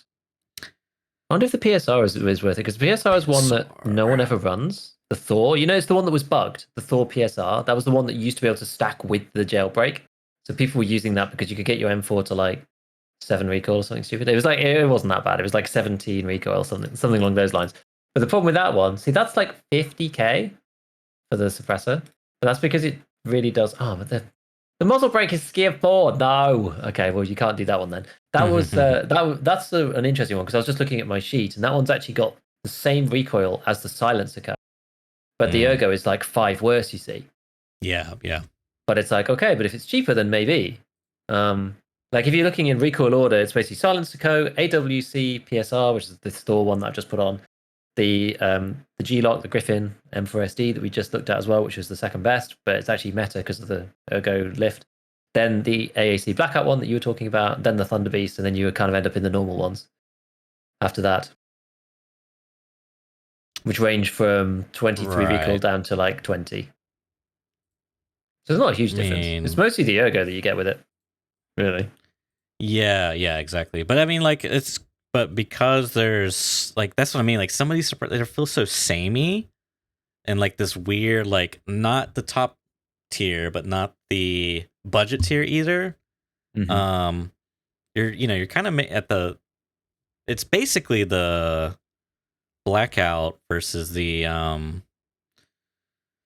oh man, I'm getting so Well, like the Thunder Beast one, whatever. yes, I'm getting so triggered at these fucking muzzles that keep changing. Yeah, Oh trying to my modify god. it. It's terrible. It And is trying to terrible. talk at the same time is like near impossible. So Yeah, like there's a look at the reason flea. why I do when I'm doing gun build videos. There's a Yeah. reason why I usually. Write It it depends on how I'm out. feeling. Usually, I either write it all down and I read it out, and then I listen to myself reading it out, and then I build the gun, like with the audio playing, Yeah. which is better. And then when I get stuck, I just don't move the mouse, and I'm looking for the attachment, and the audio is just like carrying on, whatever. And then I find it, and I click to it, and then I like pause it, and I pause the recording, and I go back, and then I just cut the frames, so it looks like I didn't have to search.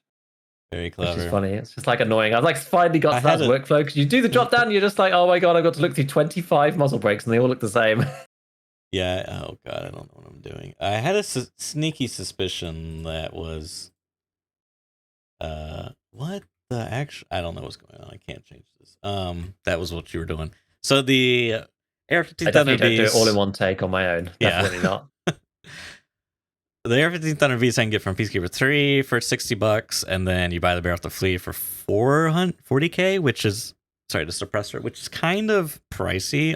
Honestly, I thought I remember it being cheaper, but let's just look at the alternatives. So I have parts taken off. That way the actual fine parts will work. If you have too many parts, it won't work. It just bugs out, so you can't see the pricing or everything. It's so cursed, man, this game. So now I gotta play the find the suppressor game. Okay, here we go. Found it.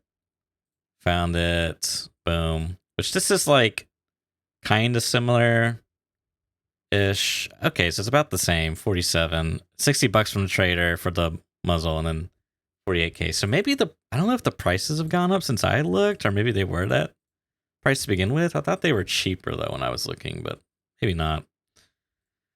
And this is the thing. It's like you could technically do the wave and then put on like a nice, like more recoil heavy mods in other places, but This is what I love about the M4 though. There's so many parts.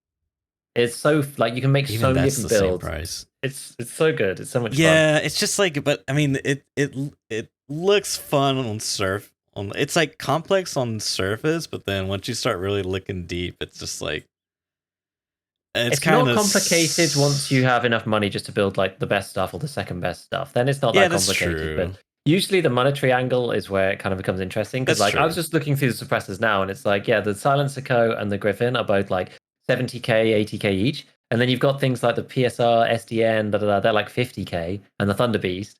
And then you got down at the bottom end, you got like the normal monster, which is kind of, it's a bit average on both, and that's like 30K. So it really does actually step up. Like usually in Tarkov, it's just like most things are 40K, and then the best stuff is 100K. And that's often the way that it goes. You just step down to the second most, the second best. But I don't know, people have got more nuanced about what they're willing to pay for things, I think. So it's become more interesting. The market is more efficient. Let's put it that way. It's more efficient than it used to be. You used to just be able to grab the second best and it was super easy. Whereas now it's like much more of a sliding scale. But you can make some disgusting M4s.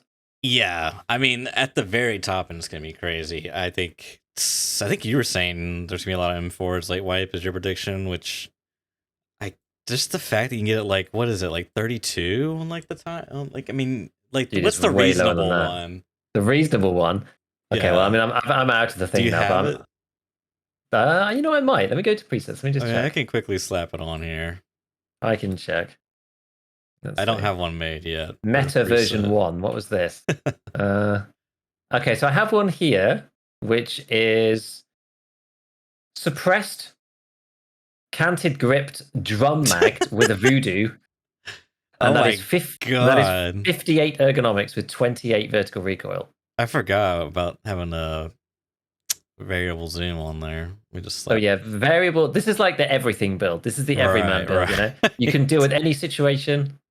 Maybe except for long ranges because it's just the damage on the rounds are a little weak. But everything's like short to sort of mid to medium longish. Like anything past 200 meters, you're just going to struggle because of round damage. But before then, you should be good. And yeah, as I said, 58 ergo, which is completely fine, and 28 vertical recoil, which is really low. That's like the same recoil. I know it's different for different guns. I know before everybody goes at me in the comments, but that's like the same recoil number as on like the MP5 SD or something. Wait, how do you? Oh, I know how you have. Okay.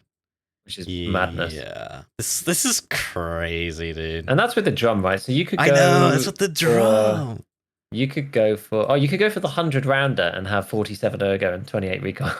No, that wasn't what I meant to do. But you could go for like if you go for a 40 rounder on this build, it's 67 ergo and 28 vertical recoil suppressed with the voodoo.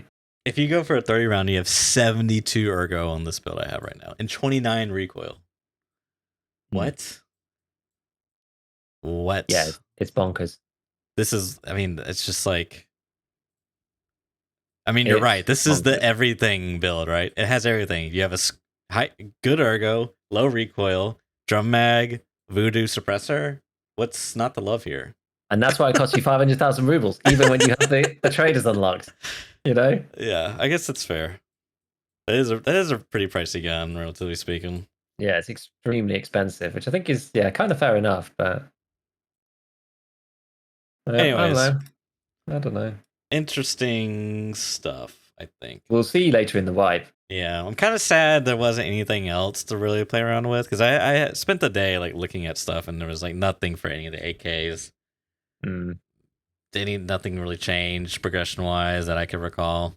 And you know, while I'm talking about it, they keep adding these freaking muzzle devices on these M4s that are just like no one ever uses them, man. Like, not if they nerf them. Yeah, not if they nerf them. RIP Alien Tech. Let's never forget your 2 seconds of fame.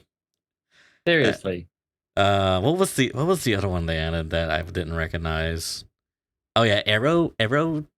Maybe you recognize this one, but like Aeronox.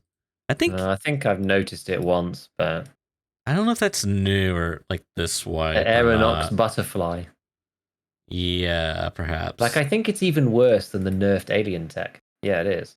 Yeah, it's just like, oh man, I don't know what they need to like. I kind of dislike the whole double bonus you get when you have like muzzle and suppressor on there, because like no one's in the right mind is like ever gonna use these. I don't care how cheap they are. It's just like it doesn't make any sense. So yeah, okay. M4 min recoil now is 24. That's crazy. With 37 ergo. That's like min recoil. Yeah. I mean, fair enough, 37 recoil, but that's still very low. I can't believe it's already been an hour and 30 minutes, dude. What the heck? At least by my clock. Yeah. All right. Well, that's enough of the fun stuff. The next topic's not fun? I mean, depends on who you I will let you introduce. No, seriously, the honors. So drama alert, as we often say on this cast. There was some Twitter beef between Mr. Streamer and also Mr. Streamer. I'm trying to stall and pull up the tweet. It's there's a plural at the end. Many tweets. Many tweets. Okay, so I got the source here. Let's pop it open. Mr. Airwing Marine put out a tweet on September the 16th at approximately 1 p.m. Eastern Standard Time. He says, if you need top tier ammo and meta recoil weapons to play Tarkov, you are not good at the game. If that's all you want available in the game, you don't actually like Tarkov, you like Call of Duty with more steps. Giga, thoughts, first reactions. So obviously this went completely insane, right? This thing went completely crazy. And I think it's maybe just the way that it's worded, right? Because people went crazy as if it was basically calling out like all the top tier people who want these things unlocked in an easier to get fashion and feel that restrictions have only been bad for the game. When, I mean, it actually doesn't, right? Because I guess it depends what you define as the word need within his tweet. Like, if you need it to be good, I think is kind of what he meant, right? Whereas, like, all the guys who took offense to it, they'd be good if you gave them a TT. So it's actually not really about them in a sort of in the strictest sense. You know what I mean? Like saying you're not good at the game if you have to have the meta stuff. Mhm. Like those guys are undoubtedly good at the game. The people who took most offense to it because they don't need meta stuff to stomp all over Timmy's, as they showed many times. So it's actually kind of ironic in some ways that the Shift W side of the community got so up in arms about this. But well, I mean, I do feel like that's the underlying message is sort of like that idea because I mean, I pretty much almost exclusively see this sort of like, what's the point in playing the game and leveling up if I'm not going to get BP from X, Y, and Z? From like that type, like that space in Tarkov, like community, like side of Tarkov, the Shift W Chads. So I do almost feel like, when he says like, if you need top tier ammo to play Tarkov, you're not good at the game. Someone's like, oh, I'm good at the game. I like top tier ammo. You know what I mean? Like, I want top tier ammo to be relevant because I'm good at the game. I don't know. There is some kind of like self-identifying, like if you take offense to this, you're sort of like self-identifying. I guess it's like the two parts of it. Like, if you need top tier ammo and method recalls to play Tarkov, you're not good at the game, which is like one thing. And then if that's all you want available, you don't actually, because these are kind of two separate statements. If that's all you want available in the game, you don't actually like Tarkov, you like Call of Duty with more steps. And maybe it's more relevant for the second part of the of the tweet, because a lot of people do want that stuff more available and feel that restrictions have damaged the game. And therefore it's like, oh, you don't actually like Tarkov then. Oh God, I didn't even know where. I mean, I wouldn't have worded it like this, but like I kind of agree with the sentiment. Like I feel like statement 1 is true. Like statement 1 is, I think, true, but I don't think statement 1 really applies to many people. I think was kind of my point. What do you mean?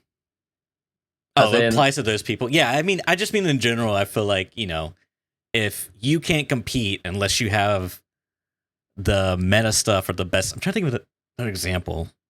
Like, I don't know, some card game that's like collectible card game. I can't play the game if I didn't spend $5,000 to buy all the top tier cards. That's like the high tier ammo and meta argument, right? It's like you're not actually good at the game. Yeah, I kind of agree with that sentiment, right? It's like for me, there's like a real pride and joy in like playing these games that like monetize their like game in a this kind of like collect a card-ish way, or it's like really annoying to play against people that just like drop money, basically Lost Light. But I take a certain pride in being like a free-to-play player, So I kind of agree with that sentiment. And then the second part, if that's all you want available in the game, you don't actually like Tarkov, you like I'll do extra steps. Again, I kind of agree with this sentiment, but like I just wouldn't have worded it this way where it is sort of like very direct. I don't want to say very direct, but like antagonizing in a way. But anyways, what are you gonna do? It's Twitter, baby. You got to get the impressions. We got to get that Elon Musk money coming in. You know what I'm saying? And it sure did. Sure did. Sitting on a cool 152,000 views. That's a lot. It's a lot of impressions. So I guess it's just complicated because it's more nuanced, isn't it, than the way that statement is put together.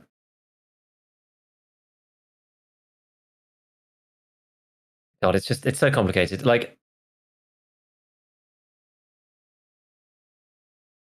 I don't understand the people who say that restricting stuff on the flea, blah blah blah, was like it's only been a bad thing, because like we tried that before and there was obvious downsides as to why that wasn't necessarily the best way that the game would run. I think like the problem is also like different models for Tarkov hits on different sections of the community. Yeah, and those people who were complaining before aren't necessarily the same people who are complaining now.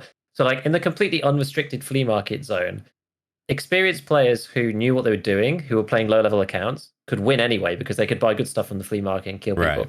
tier beefs were still getting stomped on because they couldn't afford M61. They didn't know how to use it when they did actually have it, and they were just dying to people in class 6. Those people now can't access anything, and they're still dying to people in class 5 armor. So it's kind of like doesn't really make any difference. But those experienced players previously now can't buy the stuff to compete, or so they feel, because they can't get hype end stuff relatively early.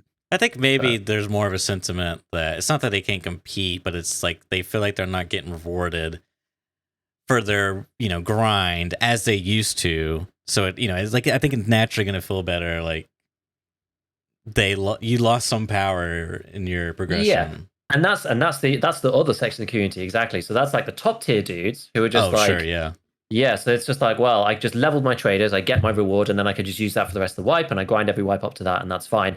Whereas like last wipe, for example, no matter what I did, I couldn't get BP. I had to craft it out in the hideout, and that feels like disproportionate because the dude who comes on and plays like 2 hours every evening has the same amount of BP as me because I have to wait for the craft in a linear sense, the same as everybody else. And I'm playing like 10 times as many raids, so I just never have the bullet, right? So it only lasts me like a quarter of my play session at most. So then maybe that was why. And it kind of like when I was reading through all of this stuff, I like nearly put together a tweet about it, like in the middle of it, just being like kind of reasonable. But I was like, A, I'll leave it, and B, I couldn't make it short enough to actually. Yeah, I hate Twitter for that reason. Make it readable. Yeah, exactly. And so I just didn't. But I was like, it almost feels as if what we need is BP on the traders at level 45 and a craft, a workbench 3. So it's like, okay, if you're lower level, you can get it in a restricted fashion, right? It takes you a long time to craft it, but if you really want it, you can get it. Or you can put loads of hours into the game and you can get rewarded for being a high level. Fine. You could do both. You can do both. And right. I feel like that's the best way. I honestly think that's the best way. After reviewing all of it and the arguments on both sides about, what the problems are and blah, blah, blah.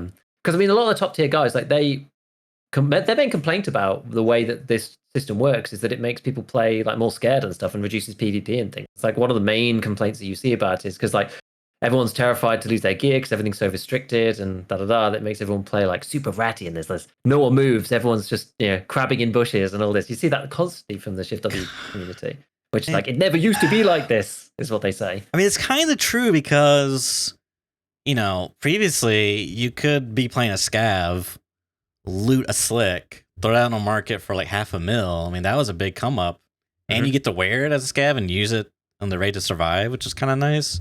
Whereas now you loot a slick, it's like, what I mean? It's like, it doesn't feel as good. So like, I don't know.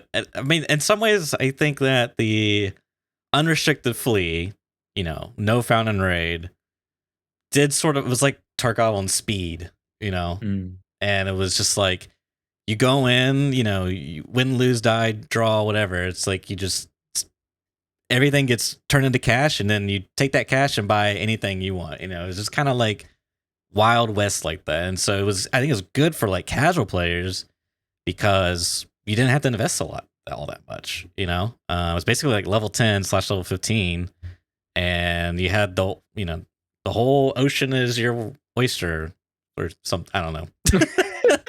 Well, maybe, but I'm like, my argument is it depends on the casual player because a lot of people just weren't buying it, even though it was there. True, there's a big difference between the players that like would buy it and try to get better, whatever, and people who were just like they were just scared because it's Tarkov and it's scary, and they're like, I don't want to spend 300k on a piece of armor, I want to just creep about and do my thing. True, but I think that the players were not selling the armor to buy armor; they were selling the armor to do hideout upgrades, which now they just can't, or whatever, progression. Maybe they want to buy more Mosins. Maybe, but now it's like, you can't really, there's just certain items that just kind of feel dead, and now there's more restrictions. Found in raid came along. It's like, it's kind of a lot harder to liquidate stuff and then turn that into progression. It's like you have to do these. If they're basically saying some work that you do is not acceptable. You have to do this specific type of work to progress. It's kind of what they're saying now.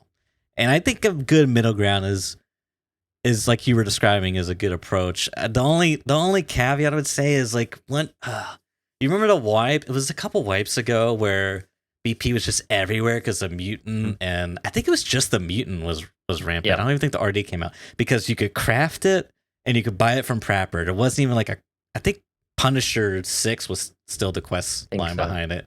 It might have been like Rogues. Yeah, and it was like cheap too back then. So you would like A, craft it, B, buy it every reset, and this was like before it got knocked up in price. I think it was probably the price PP is now was the price BP was then. And it was just BP was everywhere. That's kind of my only worry is, yeah, I don't know. And then you think about too is like because BP's everywhere. I mean, it was late wipe to be fair, but anyways, BP's everywhere. People are dying. You know, ammo's getting shuffled around to different players and stuff. It just kind of like spreads. It gets infested. It's tough. But that's why I think like at level 45, it's high. It's like over max traders, right? Most people never get there. Yeah. It's not just like, finish Punisher 6 and you get it at Prapor 3 or whatever. I think because that's the way it used to be a long time ago. And the craft takes forever, right? It's like it does take a long time. So I don't think that's necessarily a problem. Like last wipe with the craft, it was all right. But yeah, I don't know. Like I do think that's a good way of going about it. But the issue is it's just like the unbridled system. It does arcadeify the game, and some people do want to play the arcadey game. This is true, and some people miss the old way. And like, I do think the one big disadvantage to the way that the system runs now is, as you say, like different kinds of work have been reprioritized, and BSG has said this kind of work is not very valuable to do. And the problem with that is that, and alongside RMT restrictions as well, is that a lot of types of huge come up have all been deleted from the game, and there's these like crazy highs. Like, so you still get the lows of Tarkov. But now, like the crazy highs are just like, you just don't get them now. It's like, I'm going to fill my Skander A18, not that I'm ever going to wear that, but I'm going to fill that with 2x1s and 1x1 slot, like flea market items and sell them all there. Whereas before it'd be like, I'm going to go find a weapons case in Marked Room or really, like anything crazy like that, and or even like finding it on a PMC that I one-tapped in with a Mosin to the head, and then he had a slick, and I can go sell this slick and fast MT on the flea. And that's like a huge come up for me. That's now like, I don't know, it's a 600k or something. That's like crazy as a new player. You're like, oh man. Whereas now it's just like, well, I don't want to wear it. Like I sell it to Ragman, it's like 100k. Yeah, it's like I'm gonna be heavy. Then you think about weight and factor in now. Maybe I'll wear it out of the raid or whatever. But like even still, and I'll never take it in again. It's just like it's a different dynamic, right? It's like it's a more fearful dynamic. It's less of a like risk it all to gain it all kind of mentality. Like that is the biggest downside about the way the new system is. It's just grind 10k per slot items until you can afford the things that you're actually allowed to buy, of which you're not actually allowed to buy most of them. That's the problem. It's very linear, which is it's kind of a linear game design, kind of neutral in my opinion. You could do linear game design really well. It's so annoying because it's like they're basically saying the work you need to do is loot barter items 10k per slot and then like tediously do all the tasks to get the things you want. You can't just do any type of work. You have to do specific work. And then once you do enough of that work and you get it from like the trader or the workbench, then you can sell anything and everything and liquidate in the cash. I mean, not really on the market, but you know what I mean? It's kind of like then you can just buy the stuff either from the trader or the parts to like assemble BP in the workbench, because then it's like fine. It's just, I don't know, it's tough. That's why I'm more of a fan of like putting it in the raid, but like it's so tricky even then because you don't want it to be like battle royale where it's like, oh, I open up a weapon box, there's 180 rounds of BP, but at the same time it's like I do want the casual to like, you do want to have those, not even casual, but you do want to have those like really high highs, and it's like, man, we don't really have a lot of that now. It feels very grindy in this whole barter 10k a slot economy we're in. Yeah, like it isn't very exciting to do a loot run for 10k a slot items. It just isn't. Like it's boring. It's really exciting to find a weapons box worth 2.5 million and selling it on the flea. And you get out of that raid and it's crazy, right? Like we don't see those things now really, unless you're finding a really rare key, you find a marked key or something, and you find a LEDX in raid. Like there are some things like that sort of, but it's not quite the same. And people used to like go into raid with these big boxes and hoover up huge amounts of loot and make crazy YouTube videos with like 2 million views on, like going in with 2 thick cases and stuff. That's like Veritas' video from like 4 years ago or whatever. And it's like with the junk box, tweak. Yeah, like those moments. Box. It's just like, they don't happen anymore. And I think Yeah. that is sad. And that is one big downside of the whole system to me, is that like the money making angle of the game and the efficient way to make money is just inherently a bit dull.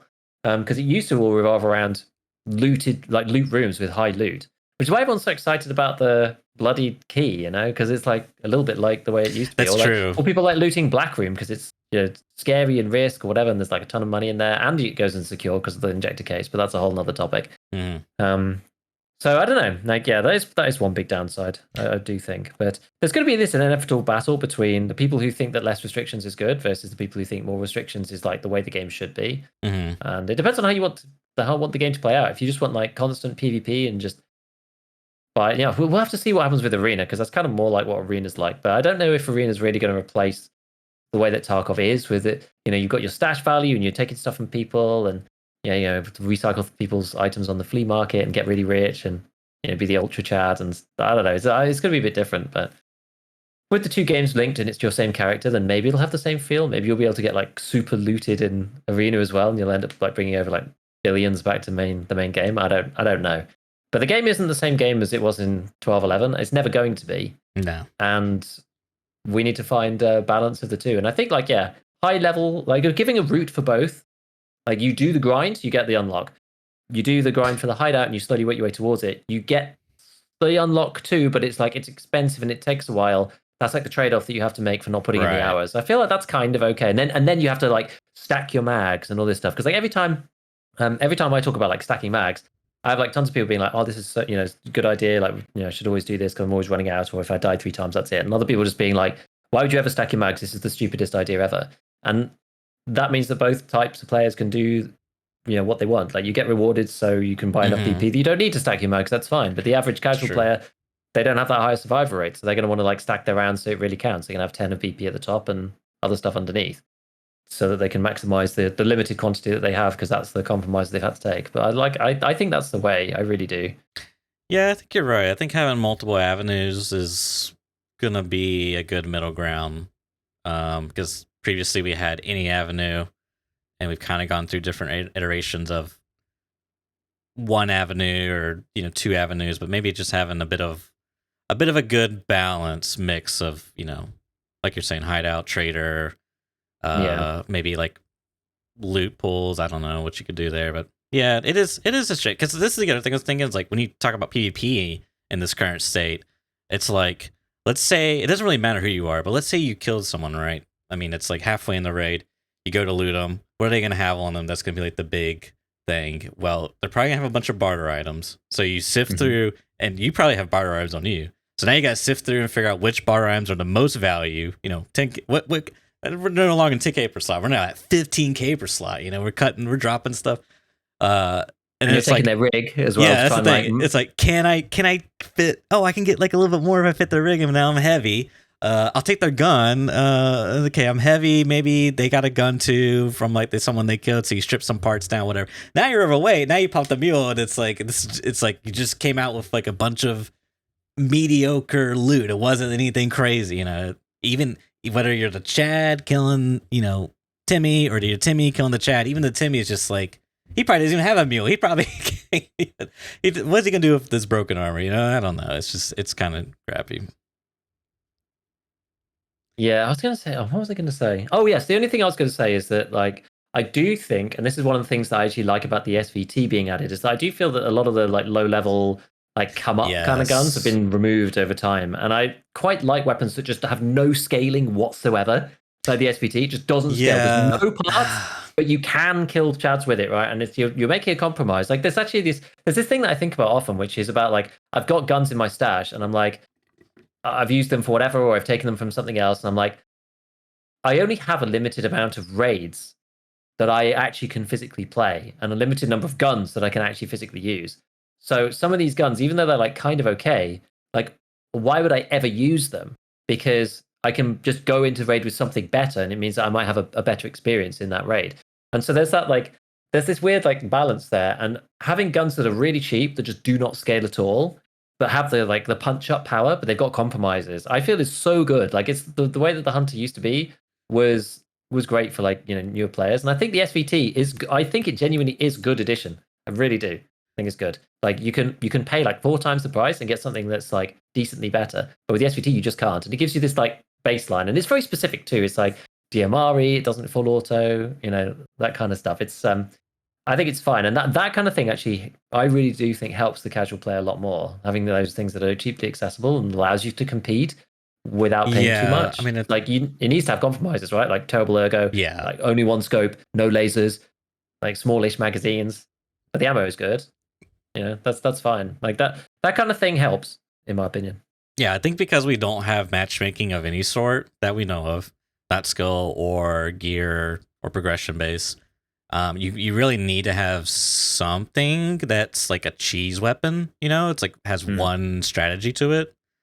It's like niche. I think of the Yoka and Rust. It's like anyways. The only thing is like with Tark, technically these guns do scale, but with only like ammo. And that's the only tricky part. But as long as you manage that, I think you're fine. I think so long as you have something accessible over 40 pen, that's pretty much okay. Yeah, like, you'll kill people in class 5 with LPS. You just will. Yeah, but I mean, like I'm more worried about them having finding BT or something. I mean, or it's like it does scale technically, like as you go up, even in progression. Like if you find BT, I guess fair enough, and I guess if you progress, fair enough. I don't know. It's just a little. I'm just very worried about the M61 Hunter days, because the problem with that, I feel like, I mean, the economy is different, but back then it was like you could take this like low risk, high reward kit. You you cheese someone out, you rat them, and then it's like you get this huge come up, and it's just like feels like you're not really risking all that much. It's like it's fun, but it makes the guy that's risking the stuff feel like his risk is like less worth it to do more often. Yes, this is true, but I think that actually it's the Mosin Man issue, sort of. But I think the flip side of this, in some ways, is that like it's exactly the sentiment. There's 2 things here. There's the sentiment that I talked about before, which is that the people risking their actual stuff are just like, well, and this is the way I feel. I don't want to use the SVT because I can just use a better gun. I only have so many raids. Like I know enough ways to make money. I don't need more money, right? I can just run a better gun and have a better survival rate, even though it's technically like less. I won't have as many rubles probably at the end of the day, but my ruble count is still going up, so it doesn't really matter. My survival rate is higher, so that's one side of it. The other side is because now you can't just like rat someone out with a M61 Hunter, take all their stuff and flea market it. Yeah, it's so much less appealing to actually do that, actually. And so it's like everyone's on the hunt just to not kill anybody and get 10k per slot items. And like, yeah, you have the ability to deal with a Chad, but like if a Chad's got a broken, I mean, it's not even necessarily a Chad, but just like the sort of intermediate higher tier player's got like a broken Gazelle or broken Corunda or whatever. It's just like, am I even going to bother taking that? The decentivize is like trying to hunt for the Chads. That's true. But I don't think it'll ever be the same way as it was because of the way the system is now, right? So that's a good point. All these things are so interrelated. It's like beforehand, people were the loot, right? Like someone were having a slick and all the ammo, and then like a fast MT with a face shield or an ult-in or whatever it is, and it was just like, oh, I'm going to get them with my hunter, and then I can sell the ult-in for 150. I'll sell the slick for 600. I'm going to make a mill off this player. Like that just doesn't happen now. So people aren't incentivized to go after people because people used to be the loot pinatas, and now they're not. Actually, I agree. I agree. It's a good point. Do you think they should bring back the KS-23 and make it more accessible? No. Why? That goes against everything you just said. Damn it. We're going to be stuck here for another 30 minutes. Strap in. Why? I don't know. Why do I not think they should? I mean, let's think about it. Hold on for a second. Hear me out. Okay, playing a little devil's advocate here because I'm not really a KS enjoyer, but it's been nerfed by accessibility. Yeah. The ammo got reduced a bit. The damage. It was the spillover that changed the way that the ammo functions. But not the ammo. Not the ammo itself. Okay, so the spillover. So we got a few little bit of nerves. I'm just curious. Is oh man, I don't know. Maybe maybe Prepper 2 with like the not the best buckshot. It's tricky, right? Because like I feel like you still have to aim and shoot like a normal person with the SVT, and Yes. you have to But overcome the disadvantages of the gun mhm, with the SVT shotguns to have a do it. disadvantage, Whereas Giga. shotguns do have a disadvantage, but Is it because it's too cheesy? Is the question, right? Because I SVT just feels think more it's so. closer to like an AK. I think so, and it's just something about the. It just feels like too low skill to make sense. Like It you is a can just. shotgun. I Yeah. mean, the fact that it doesn't one shot legs anymore, I don't think. I think you have to I hit don't think, every yeah. pellet to one tap. So Yeah. maybe now it's okay. But like, there's nothing because like the SVT, unless they hit you in the head, the SVT won't one shot you, right? Right. And that's the big thing, right? Is you feel like you have no counterplay. Like it's a Yeah. bad feeling. When somebody comes around the corner with a KS-23 and just one shots you, you're just like, Or like they're just sitting in a, corner and it's like, one of those situations where like you can't check both corners at the same time. You just get strong or whatever. yeah, and it's just really dark, or they're hidden behind like a tiny like little crack or whatever, and they just bam, and you're dead instantly. Yeah, it just feels like there's no counterplay. Feels like there's no risk there because like you can't do that with the SVT. Well, like If it's risk, especially it's like but then it's kind of I don't know, man. well, it's I think it's really bad when they're like naked with a KS-23.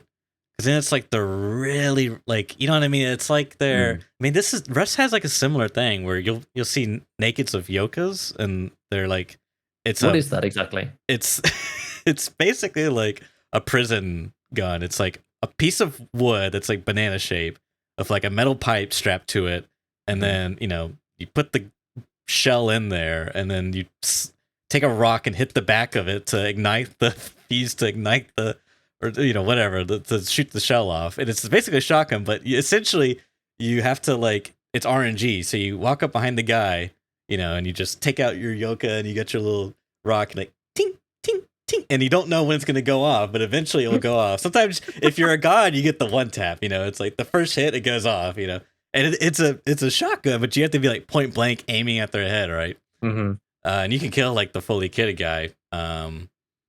It's it's like very in that case it's very like cheesy, cheap. Like it's cheap to make, but it's so like dice rolly. Are you gonna get lucky? You have to like sneak up. You get really close to them. Then you gotta hope that they don't hear they don't react fast enough to the sound of you trying to spark the shell. It's I don't know that. Maybe that's kind of okay because there's enough compromises there to make it make there's sense. a lot of compromises, yeah. And like I just think on certain maps, like the KS-23 is actually generally okay on those maps, but I'm thinking like to certain locations and certain places, like it makes factory really bad. The KS-23 in general, like the factory kind of becomes borderline unplayable when people are using the KS. Like the SVT, I think there's ways that you can fight against that, and people have to actually use it like a normal gun. But yeah, the KS is just like really hard to play against. But I've also been killed with it a lot on labs, actually, surprisingly. And it just feels really crappy on labs too. So maybe it's fine then because it isn't like a. Maybe it's fine now because of the like leg damage spillover nerf. So because it won't one shot you unless you hit like literally every shot. Well, I mean, it's fine where it's at because you have like Magnum Buck, for example. That's sort of like you just do a little bit of progression, and then you have like something that's similar-esque to that style. Yeah. I guess people liked it because of the one tap, I suppose. Yeah, I mean, that was why. Yeah, I know, but I just think that it is basically the best shotgun for that reason. You know what I mean? I don't even like it. Is there a better shotgun? I feel like maybe the Saiga 12 or the drum mag. Yeah, maybe. I don't know. It just feels really good for what you're getting. Anyways, all right, tangent over. Oh my god, we've gone. We got down this wild goose chase. So back to drama alert. So yeah, people got triggered. Namely, oh god. So I honestly, guys, I can't keep up with the timeline here, but at some point, I'd have to look at his replies. Actually, I think Tiggs at some point responded to me. There's lots of response from lots of different people. Blah blah blah.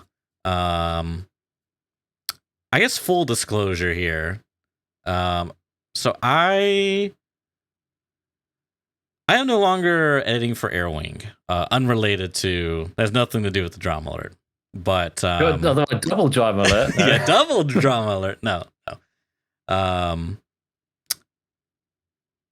But however, since I was working with him in the past, I had seen this weird thing on the YouTube comments one time. It was like fuel. It was like in all caps, and I asked him about. I was like, "What? Because it came up like a couple of times. I was like, "What is this about? You know what this is?" And he was like, "Yeah, I do. Unfortunately, I do." I don't know the exact timeline. At some point, I mean, actually, Airwing has a tweet, which I'll probably just pull that up. I think I have it here somewhere. Oh God, I don't. I'm a mess, man.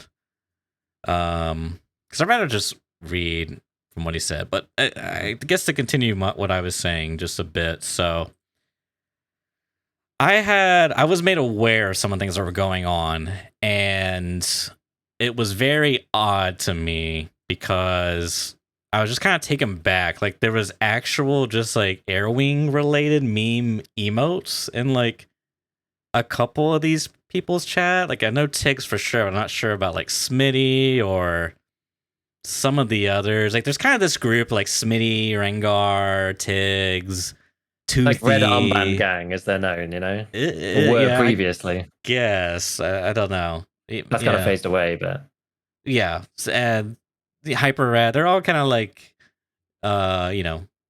buddies, you could say. Yeah, so that was weird to me. It was just like, I've never seen, like, I didn't really understand what was happening. And then essentially he, just explained like there's just they don't like him, and so this was just kind of like going on, and it had kind of gotten out of control from what he was telling me. So I'm just gonna read his very long tweet here. Oh man, this sucks. I so didn't want to get to this point, but here we are. I've tried months to handle this behind the scenes, not make a big deal of it, and deal with my own pace.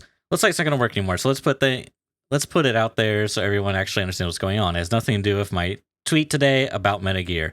There's a lot of bullshit flying around right now, so I'm going to do best to set the story straight, from at least from my perspective. So take it with a grain of salt. Tiggs and Smith Stone, among others, created a meme culture around my face. No harm really, just some silly emotes, no big deal. I honestly didn't even know it was a thing for probably close to a full year. We got the occasional field joke in chat, but it took them as genuine questions or just people who didn't speak English very well. Didn't think anything of it. Then Smith crossed the line with me personally. He put my face in some borderline pornographic shit. I really didn't like it. Mind you, this is someone I've never so much as spoken to, let alone someone I have any form of friendship, any form of friendly relationship with. So I DM'd him in private, and admittedly not the most professional way. I told him he was dumbass for doing something like that. I was hopeful he'd get the message and adjust. He didn't. That's not me. I think he meant to say that's on me. I should have been more clear that it wasn't cool. I'd like to remove it and stop doing that specifically that, putting my face on super inappropriate stuff. So that one's on me, and I'll own it. But I did this in private, specifically not to cause a scene and draw extra attention. What happened next is quite the opposite, and I can only imagine it's because Smitty blasted it all over his Discord or stream or something. So in my books, the rest of this is on him and Tiggs for constantly fueling, end quotes, their shitty communities to harass me. Within days of DMs, Smitty and I started getting spammed with every message I spoke about Smitty about. You can think of that coincidence if you want. I do not. No big deal though. Blocked them, move on. There's a few weeks of just folks coming in, being super dumb, fuel this and fuel that. We abandoned and just ignored them.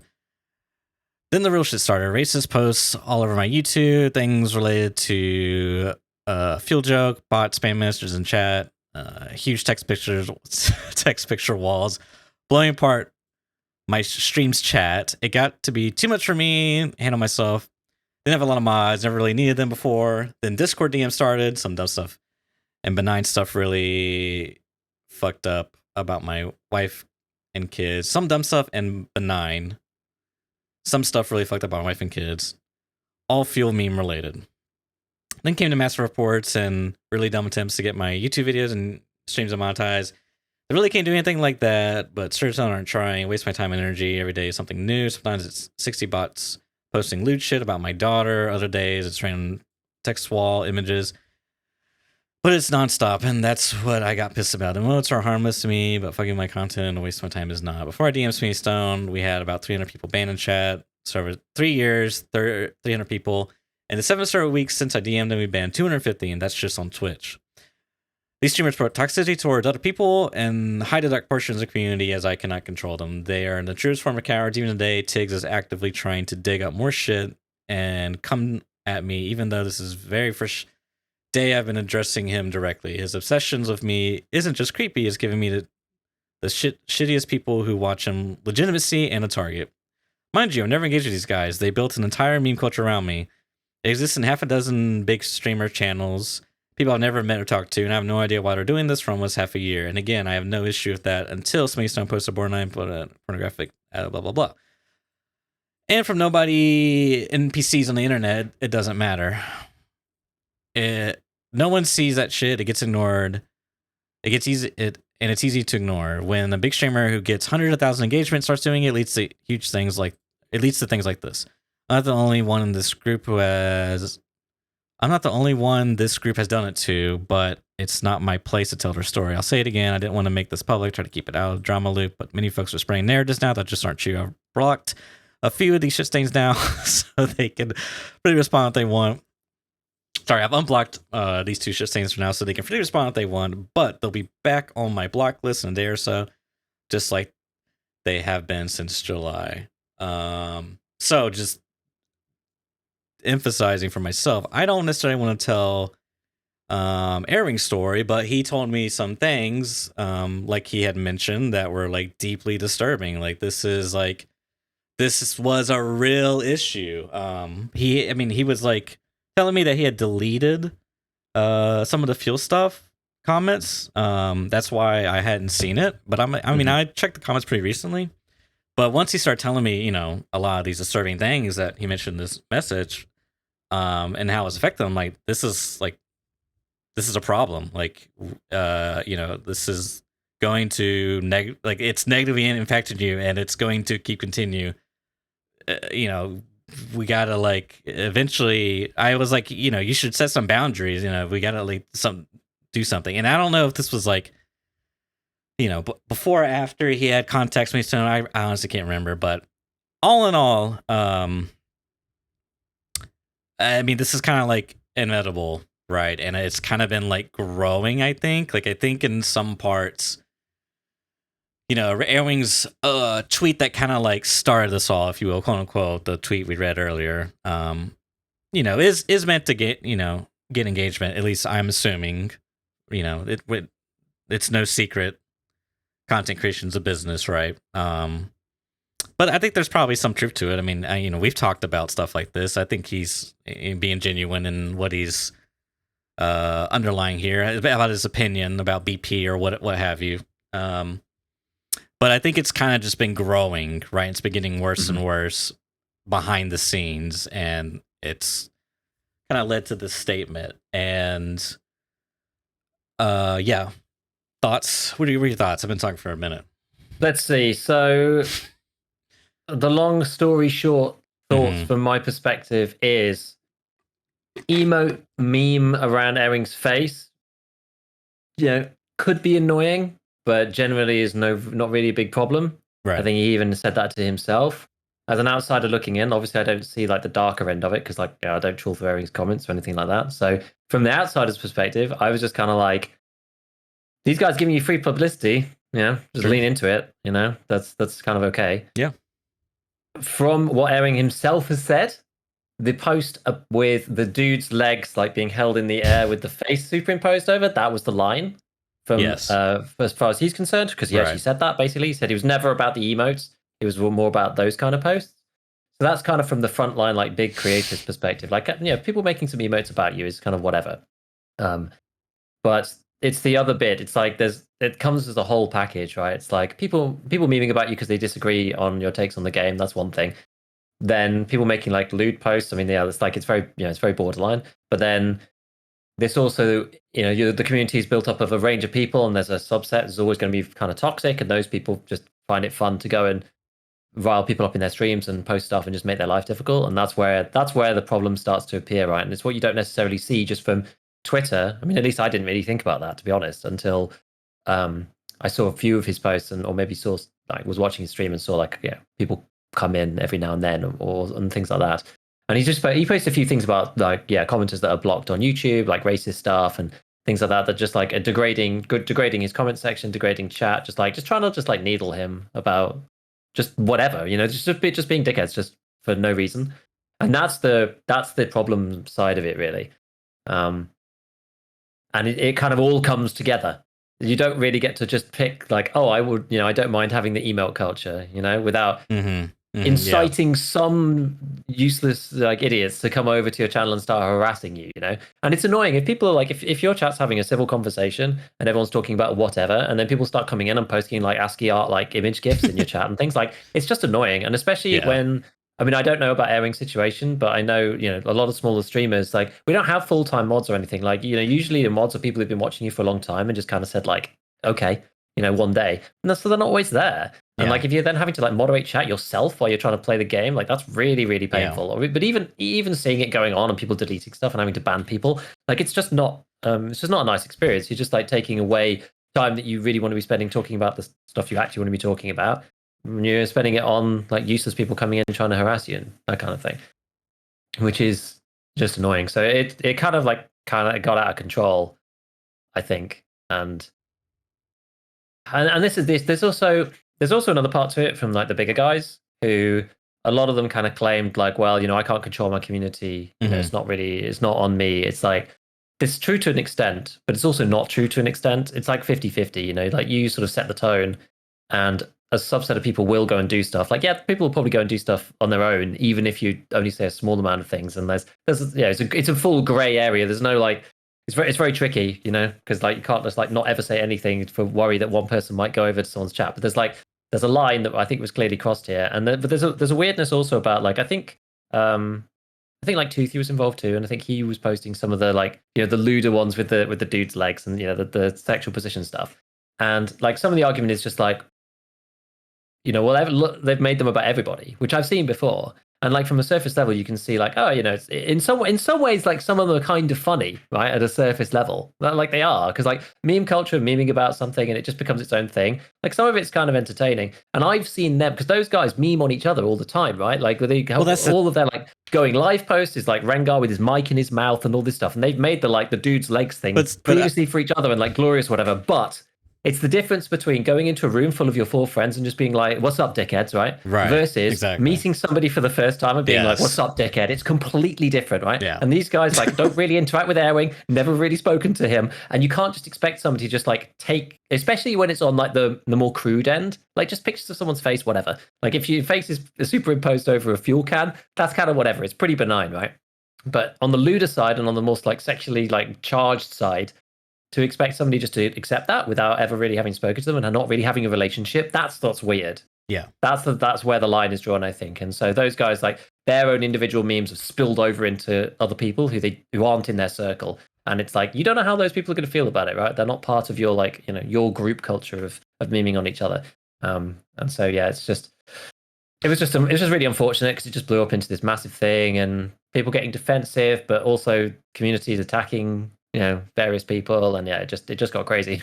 Even One Peg got drawn into it because One Peg loves a bit of engagement on Twitter, so he was drawn in as well. I think that's no secret, right? So he got drawn into it as well, and so they ended up getting attacked together as some kind of duo, which is it was very strange. There was just a swirling maelstrom of just chaos for 2 days. Yeah, and then kind of simmer down again. But my God. I saw a few of One Peg's tweets, which, I thought he said some good things, but I didn't see all of his tweets. But I did see that he said that he deleted his tweets from yesterday, and he's it isn't worth it. So maybe it, got too much for him. And this is kind of the thing is the two things I'll say is one, I don't think you should put your mental health up to be bought. You know what I mean? Like, whether or not you personally find, Airwing's reasoning for crossing the line, it's something that would bother you. It doesn't really matter. For him, it was like this stuff was like costing him his mental health. So I just feel like if that's the case, then you got to do something about it, right? And then two, which you kind of said, so I'll be brief, is I just don't like the whole I'm not responsible when your title is content creator / influencer. Like you have a platform, you have audience, people. I mean, anyway, I won't get on a different unrelated non-Tarkov stuff, but it's people influence others. That's all I can say. And so it's very disappointing. Personally, because I like to give people the benefit of the doubt, and some people that I've like gone to bat for, ended up, disappointing me. I'm like, hey man, I'm sorry, that you were right. This person is, not mature enough or whatever may have you, But yeah, I just think it's really cowardly to say you're not responsible, because I just don't think that's true at all. You set the culture, you set the precedents. No one's no. It's just like, it's unbelievable. I just cannot buy a story like someone created, maybe someone did type air fuel in your chat and that's how it started, and then someone made emotes or whatever, but like, you have control over that. It's your freaking chat, it's your community, you know what I mean? It's just, it says so much too, is like, when it's, anyway, I could go on, but this is the thing. It's like things that if you've got emotes on active on your channel which are memeing on a person, like that's what you're going to do as a creator. But you have to realize, like, these people just have to realize that sets like the baseline, and then your community or a portion of your community will naturally just expand that and push the boundary out. So the closer that you tread to the line, your community has like, its own sphere of influence outside of you. Like, you're not going to go to another person's chat, another streamer's chat, and like abuse them in their chat. Like, that, no, why would you ever do that? I mean, maybe somebody would, but like most of these guys would never do that, right? But they step closer to the line just enough so that the influence bubble of their community does tread over that line, or at least some people do. And the more they push it, the more acceptable it feels for more people to go and do that kind of thing. And it's almost like, yeah, it's a safety in numbers kind of thing, like you have a crowd of people who are going to do that kind of behavior, so you feel like you're part of the group that's going to do that. So they are responsible, but it's like an indirect kind of responsibility. So if you think about it naively, then like, yeah, it wasn't you, sure, but you have a responsibility. And I think it's maybe hopefully people have learned from this that they actually do. That's hard to say. Because I think that one, being sympathetic is that because they, I'll say, have sort of gotten themselves into this like space where they've been criticized a lot, you could say. So there's kind of like this alliance, and it's like someone, you know what I mean? It's like they've put themselves in a position where it's like they're the outsiders.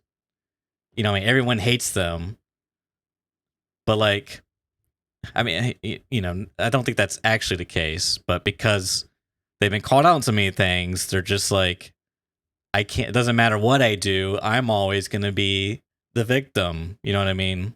But it's like they kind of like unintentionally, unknowingly put themselves in this space by, just existing, I guess. Maybe not the best skills in certain areas. I don't know. I don't have to say. I really don't know a lot of the, like I the one I could think of is like maybe like Jesse's been like, hey, you can't, I can't remember who it was, Trey or Tiggs, but like, just like how you're saying this stuff? Do you see how like maybe that's just like a lot of negativity you're spreading? It's not really but Yeah. anywho, Somebody in chat was asking like, what does fuel even mean? Which I think is a valid question. Like fuel was just because it was just part of the emote that was created. I think it was one of the first emotes that was created to meme on Airing is called Air Fuel Marine. It's an emote called Air Fuel Marine, and it's a metal fuel can with Airing's face stretched over it. And because I don't think it's that because it's he's the hideout guy, and he's the guy who talks about the hideout and crafting and blah blah blah. And there was like, I know Trace said something ages ago. So they're having a discussion on Twitter or whatever. It turned into like a mini, I guess, an argument or something. And Trace said to him like, you don't even like, you're not even good at the game. Like, just go back to the hideout and craft some more or something. And I think he actually deleted it and apologized for it later. But like, it's that sentiment, right? That you're just the hideout guy, and that's why it's the fuel thing. Because it's because of that emote. Somebody made the emote with his face over the fuel can, and so from then it's like that's just where it like spun off. So everything was just like fuel this, fuel that, fuel the other. That's where it all came from for the people who are confused. Because it seems to be a fairly long history of this. Yeah, but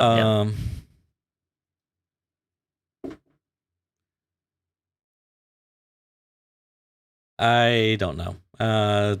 The last thing I think I'm done with this topic. Actually, there's some others. If you want to, okay, I'll read this last one. So, at some point, Irving said on the 18th, I never said I want a BP ban. What I did say is I don't like 762 BP only available to the poop soccer streamers and other DJs of No Life Tarkov. Who know Life Tarkov, but not available to most of the rest of the player base. Bring back the craft or unlock it for everyone. And then basically him and Desmond just had a talk, which I haven't really looked at it, but at some point Airing was like, he like quote tweeted the conversation, was like, this is a great experience, and I'm genuinely pleased talking and engaging with Desmond. I think he might even said, like that Desmond, proved to him, that I was trying not to sound like a dick here, but prove to him that Desmond is not a shitter, I guess, in something that Airing might say. You know what I mean? Yeah.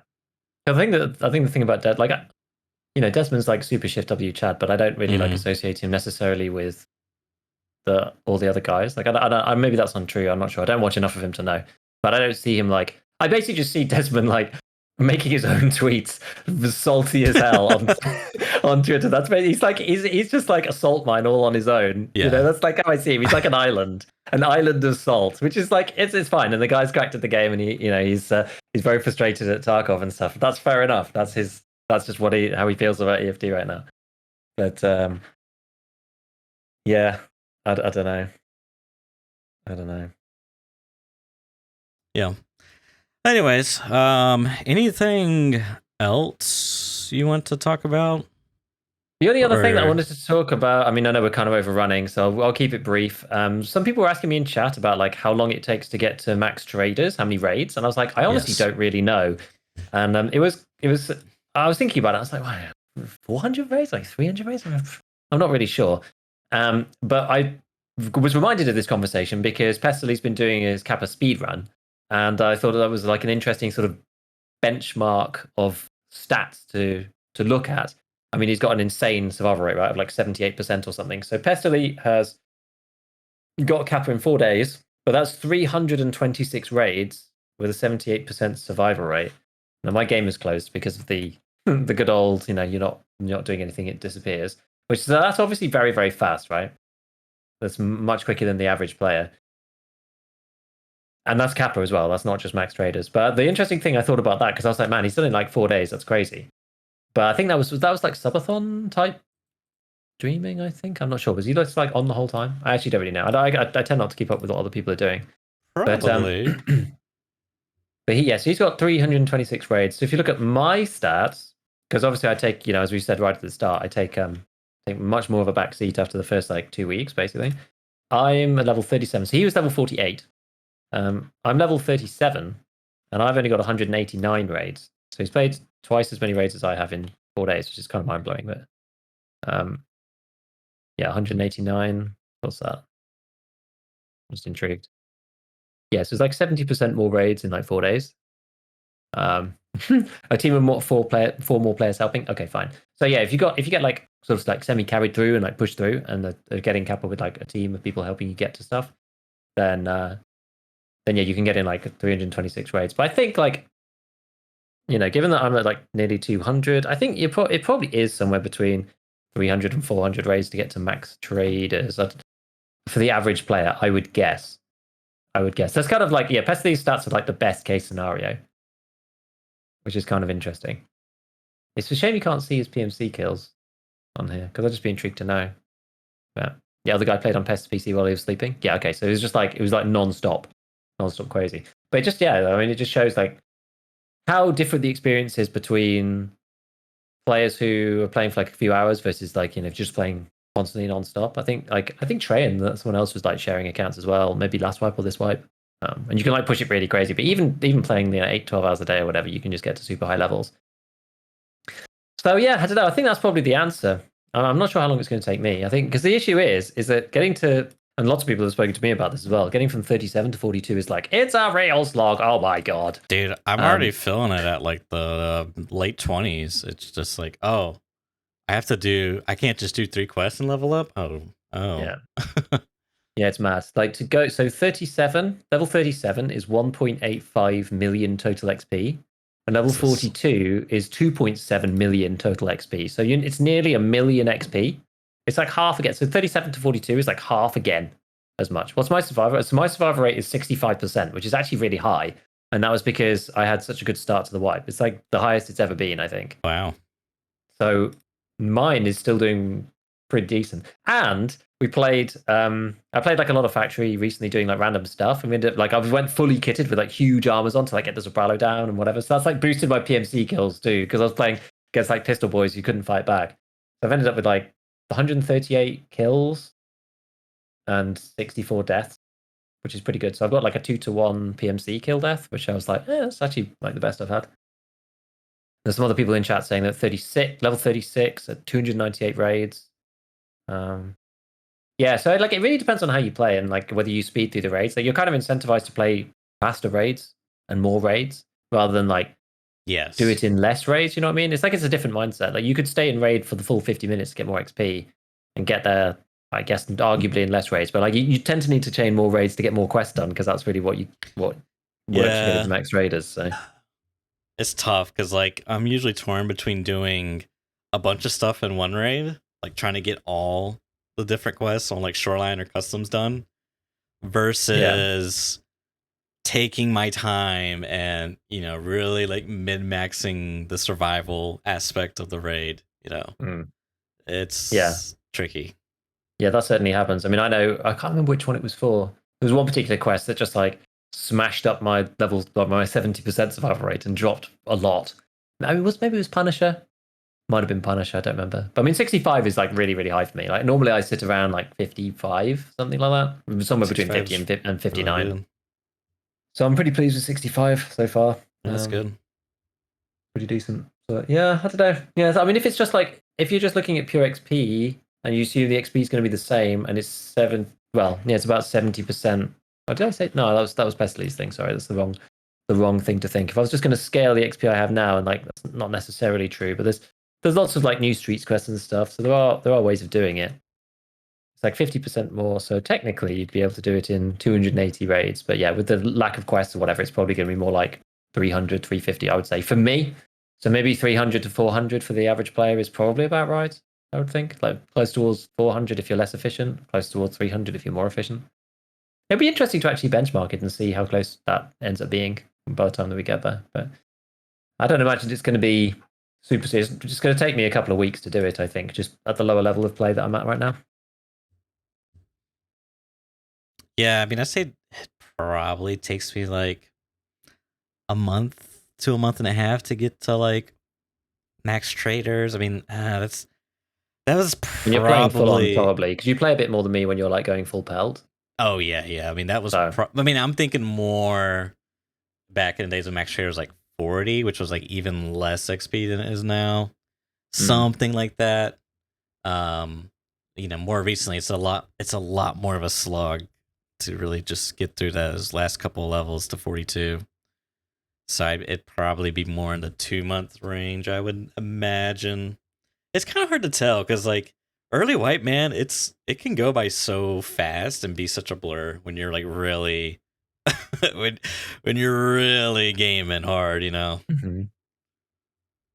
For sure, especially with the content thing as well, because it's just like, oh, gotta like make a vid, then play, make a vid, play, make a vid, play, make a vid. Yeah, The first 2 weeks for me is just like absolutely insane. Oh yeah, from your perspective, absolutely, it's crazy, but trying to keep up whilst also making content, not easy. Yeah, the ever struggle of content or play a video game. Play the video game that you're supposed to be making the videos about, or make the videos about the game that you're supposed to be playing. Exactly. Like when it's trying to do the balance is hard, but you got to feed the YouTube algorithm beast. As a random note, like I'm gonna actually have my second ever edited video coming at some point soon. We pretty much just finished it yesterday, which is cool. Oh, you mean like someone else editing it? Yeah. And the first one was hardcore, like the fourth video. It was called like the completing delivery from the past, but didn't get very many views because we ended up like delaying it until after the wipe, which is a shame because the timing was just kind of bad. So like people weren't in the market for entertainment videos like a week into the wipe or whatever, which is it is what it is. I thought like, oh, there's a chance this does really well because it's about like early game tasks, but there's a chance this does really badly. I was like, the range on this is so high, I just don't know. But like people are just too busy, either with leveling up and watching like the guides about what's new and stuff. So okay, lesson learned, that's fine. But this next one hopefully should be a bit more stable. It's a bit more like normal, like it's a bit more like my usual stuff as well. So we'll see. It's like a little different, but it's kind of like Tarkov Shooter 3, like short range bolty type video. It's kind of cool. It was fun. But so that's gonna come out soon. And the more that we do those, I'm sure we'll get into a rhythm and whatever. So that should free me up a bit. And we'll see what happens. I'm still going to be editing most of my things. At the minute, I'm just like doing extras, because I could just like do a bit of work and then get someone else to do it, and then I get to put like something extra up on the channel, kind of for free. Like it kind of pays for itself. You know what I mean? It's like I'm doing all my normal stuff, and then I just do this bit extra here, and then get like a third video for like 10%, so 20% of the effort, whatever. Then obviously, like, unless it does like really well, then I end up like not really like earning anything, but that doesn't matter because I'm still doing the two that I normally do. So it's more like overall exposure and just like more momentum, like that's the value is the time you save, like the time you now have that you didn't previously. Sort of, but for now it's more just going to be like having extra content. So I'm not really saving time, but maybe I could, once we're in a more stable pattern, then like get even more of the ones that I normally edit myself. Then like actually, I'll get someone else to do that, and then I can replace it with something else. So we'll see. But I'm kind of excited about that. But what do you do? So what do you do with the time that? Oh, I see. It's you're adding on to what you normally do. And like right now, it's actually extra. Okay, gotcha. But I get a third, because normally I just make 2 a week, right? I thought you were doing 3 a week. I was because of the wipe, but I scaled back again. Okay, I'm tracking now. Gotcha. Yeah. So now, but then maybe I'll be able to do 3 by doing like 2.2 worth of effort. You know what I mean? Because you still have to make the idea, come up with a thumbnail, like type it appropriately, do the marketing thing, like write the script out, like do some of the voiceover, record some stuff, do the thought, like actually how am I going to make this work, and blah blah, and then give instructions. And it's not, you've been an editor, right? Like it's not just like go do this. Like, you still have to do some work on your own. What's your least favorite part in that process? Just curious. Well, the video making experience. Yeah. Everything you just described. Anything left out? It probably is editing. Less because I don't like editing. I don't mind editing. It just takes an ungodly amount of time. And that's why I don't like it as much. Because I don't mind spending more time on the script. That's probably my favorite part. Like the bit that I like the most is doing the research and scripting out stuff. Because that's the bit that I like. It's like looking at like, oh, which ADS speed is quicker between these two? Oh, it's this one. Like that's fine, but then like having to like edit the footage to like compare them and show them and like label them and annotate them, that just takes ages in the edit. I like finding out the information, not necessarily like I don't mind presenting it, but I like presenting it through like the script rather than visually. It's just the time it takes. Like I don't actually mind editing, I really don't, but it's just such a time sink. But and like certain parts of the thumbnail process as well, where I'm just like, I'd like to do this, but I'm not skilled enough, so I can't. Like that's also annoying. And I also don't want to invest the time in doing it, but it's not worth getting someone else to make it. That's like that's the pinch point of the smaller YouTuber. You know, it's like I can't pay somebody $100 to do a thumbnail because that's crazy. Yeah. But I also want it to look like this, but I can't do it myself. It's like I'm in a catch-22 because the vid doesn't make enough to justify the thumbnail. Yeah. But it'll probably do better if I did. But will it? It's like it's such a weird balancing act, you know. It's like in some ways it's easier for the bigger channels because they have so much like more scope to just be like, get a top tier thumbnail, get it because it's like the revenue just like more than makes up for it. Yeah, because I mean, you're thinking more like, quote unquote normie content, like I don't know, real estate or stuff like that, like more broader category. I mean, gaming's a pretty big category, but it's like we're not really gaming. We're like Tarkov. You know what I mean? Niche. I don't know if gaming is an actual. I mean, I guess it's all on niche. Anyways, I know I asked because I made this thumbnail for Shouldaville, and he edited the video. He had it ready. He was like, I need a thumbnail. Church, can you do it for me? He's like, yeah, sure, we'll do that. And so he still hadn't really had a title, so we were like, I was helping him like come up with a title, and it was just like, he was like, yeah, he's just funny because he's just like, he hates editing, he hates coming up with a title and thumbnail. It's like, dude, you are a shorts creator actually. Because shorts, you don't have to deal with any of that, base. Like you don't even have to edit really. I mean, you do. I mean, you don't have to, but it's fun. It's funny. But yeah, it was just like, God, dude. It's titling, man. It's trick thumbnail. It's trick, it's all editing. It's like, God, there's so much stuff to not like, actually. Yeah, I think like my mindset about YouTube changed when I realized that a lot of it is about like, there's an order, there's a process you kind of have to go through, which I realized eventually after listening to enough people and stuff, just like idea first, marketing second, video third. Just makes it so much easier. Like you never want to go through and build everything and then come to the end and just be like, how do I put the thumbnail on this? Because sometimes you just can't, and it's like that's going to make or break whether it actually does well or not. And like if you're running it as a business, like it matters. If you're not running it as a business, you're doing it as a hobby, then it doesn't matter so much. But then it's more fun because you don't feel trapped by it. You feel like, how can I do this in like the right way? I'm like going to think of the title now. And the thumbnail now for this idea that I've come up with. Because they say, title and thumbnail first. And you're just like, what's even the video, And it's like, okay, well, the idea comes first. So I normally just try to write out my video and it'll be like, what's the idea behind the one that I'm doing right now? It'll be like, the VPO 215 is better for doing Shooter or Tarkov Shooter 3, or I enjoy it more because the ADS speed is faster and the bolt cycling is better. Like, okay, that's not a title or a thumbnail or anything, but that's the idea behind the video. So it's like, okay, now what do we do? Now how do we better make what, this? Though? Now I'm curious about the video. Better than most. Sorry, better than most. Oh, okay. Sorry, I just had to know that fact was eat me alive.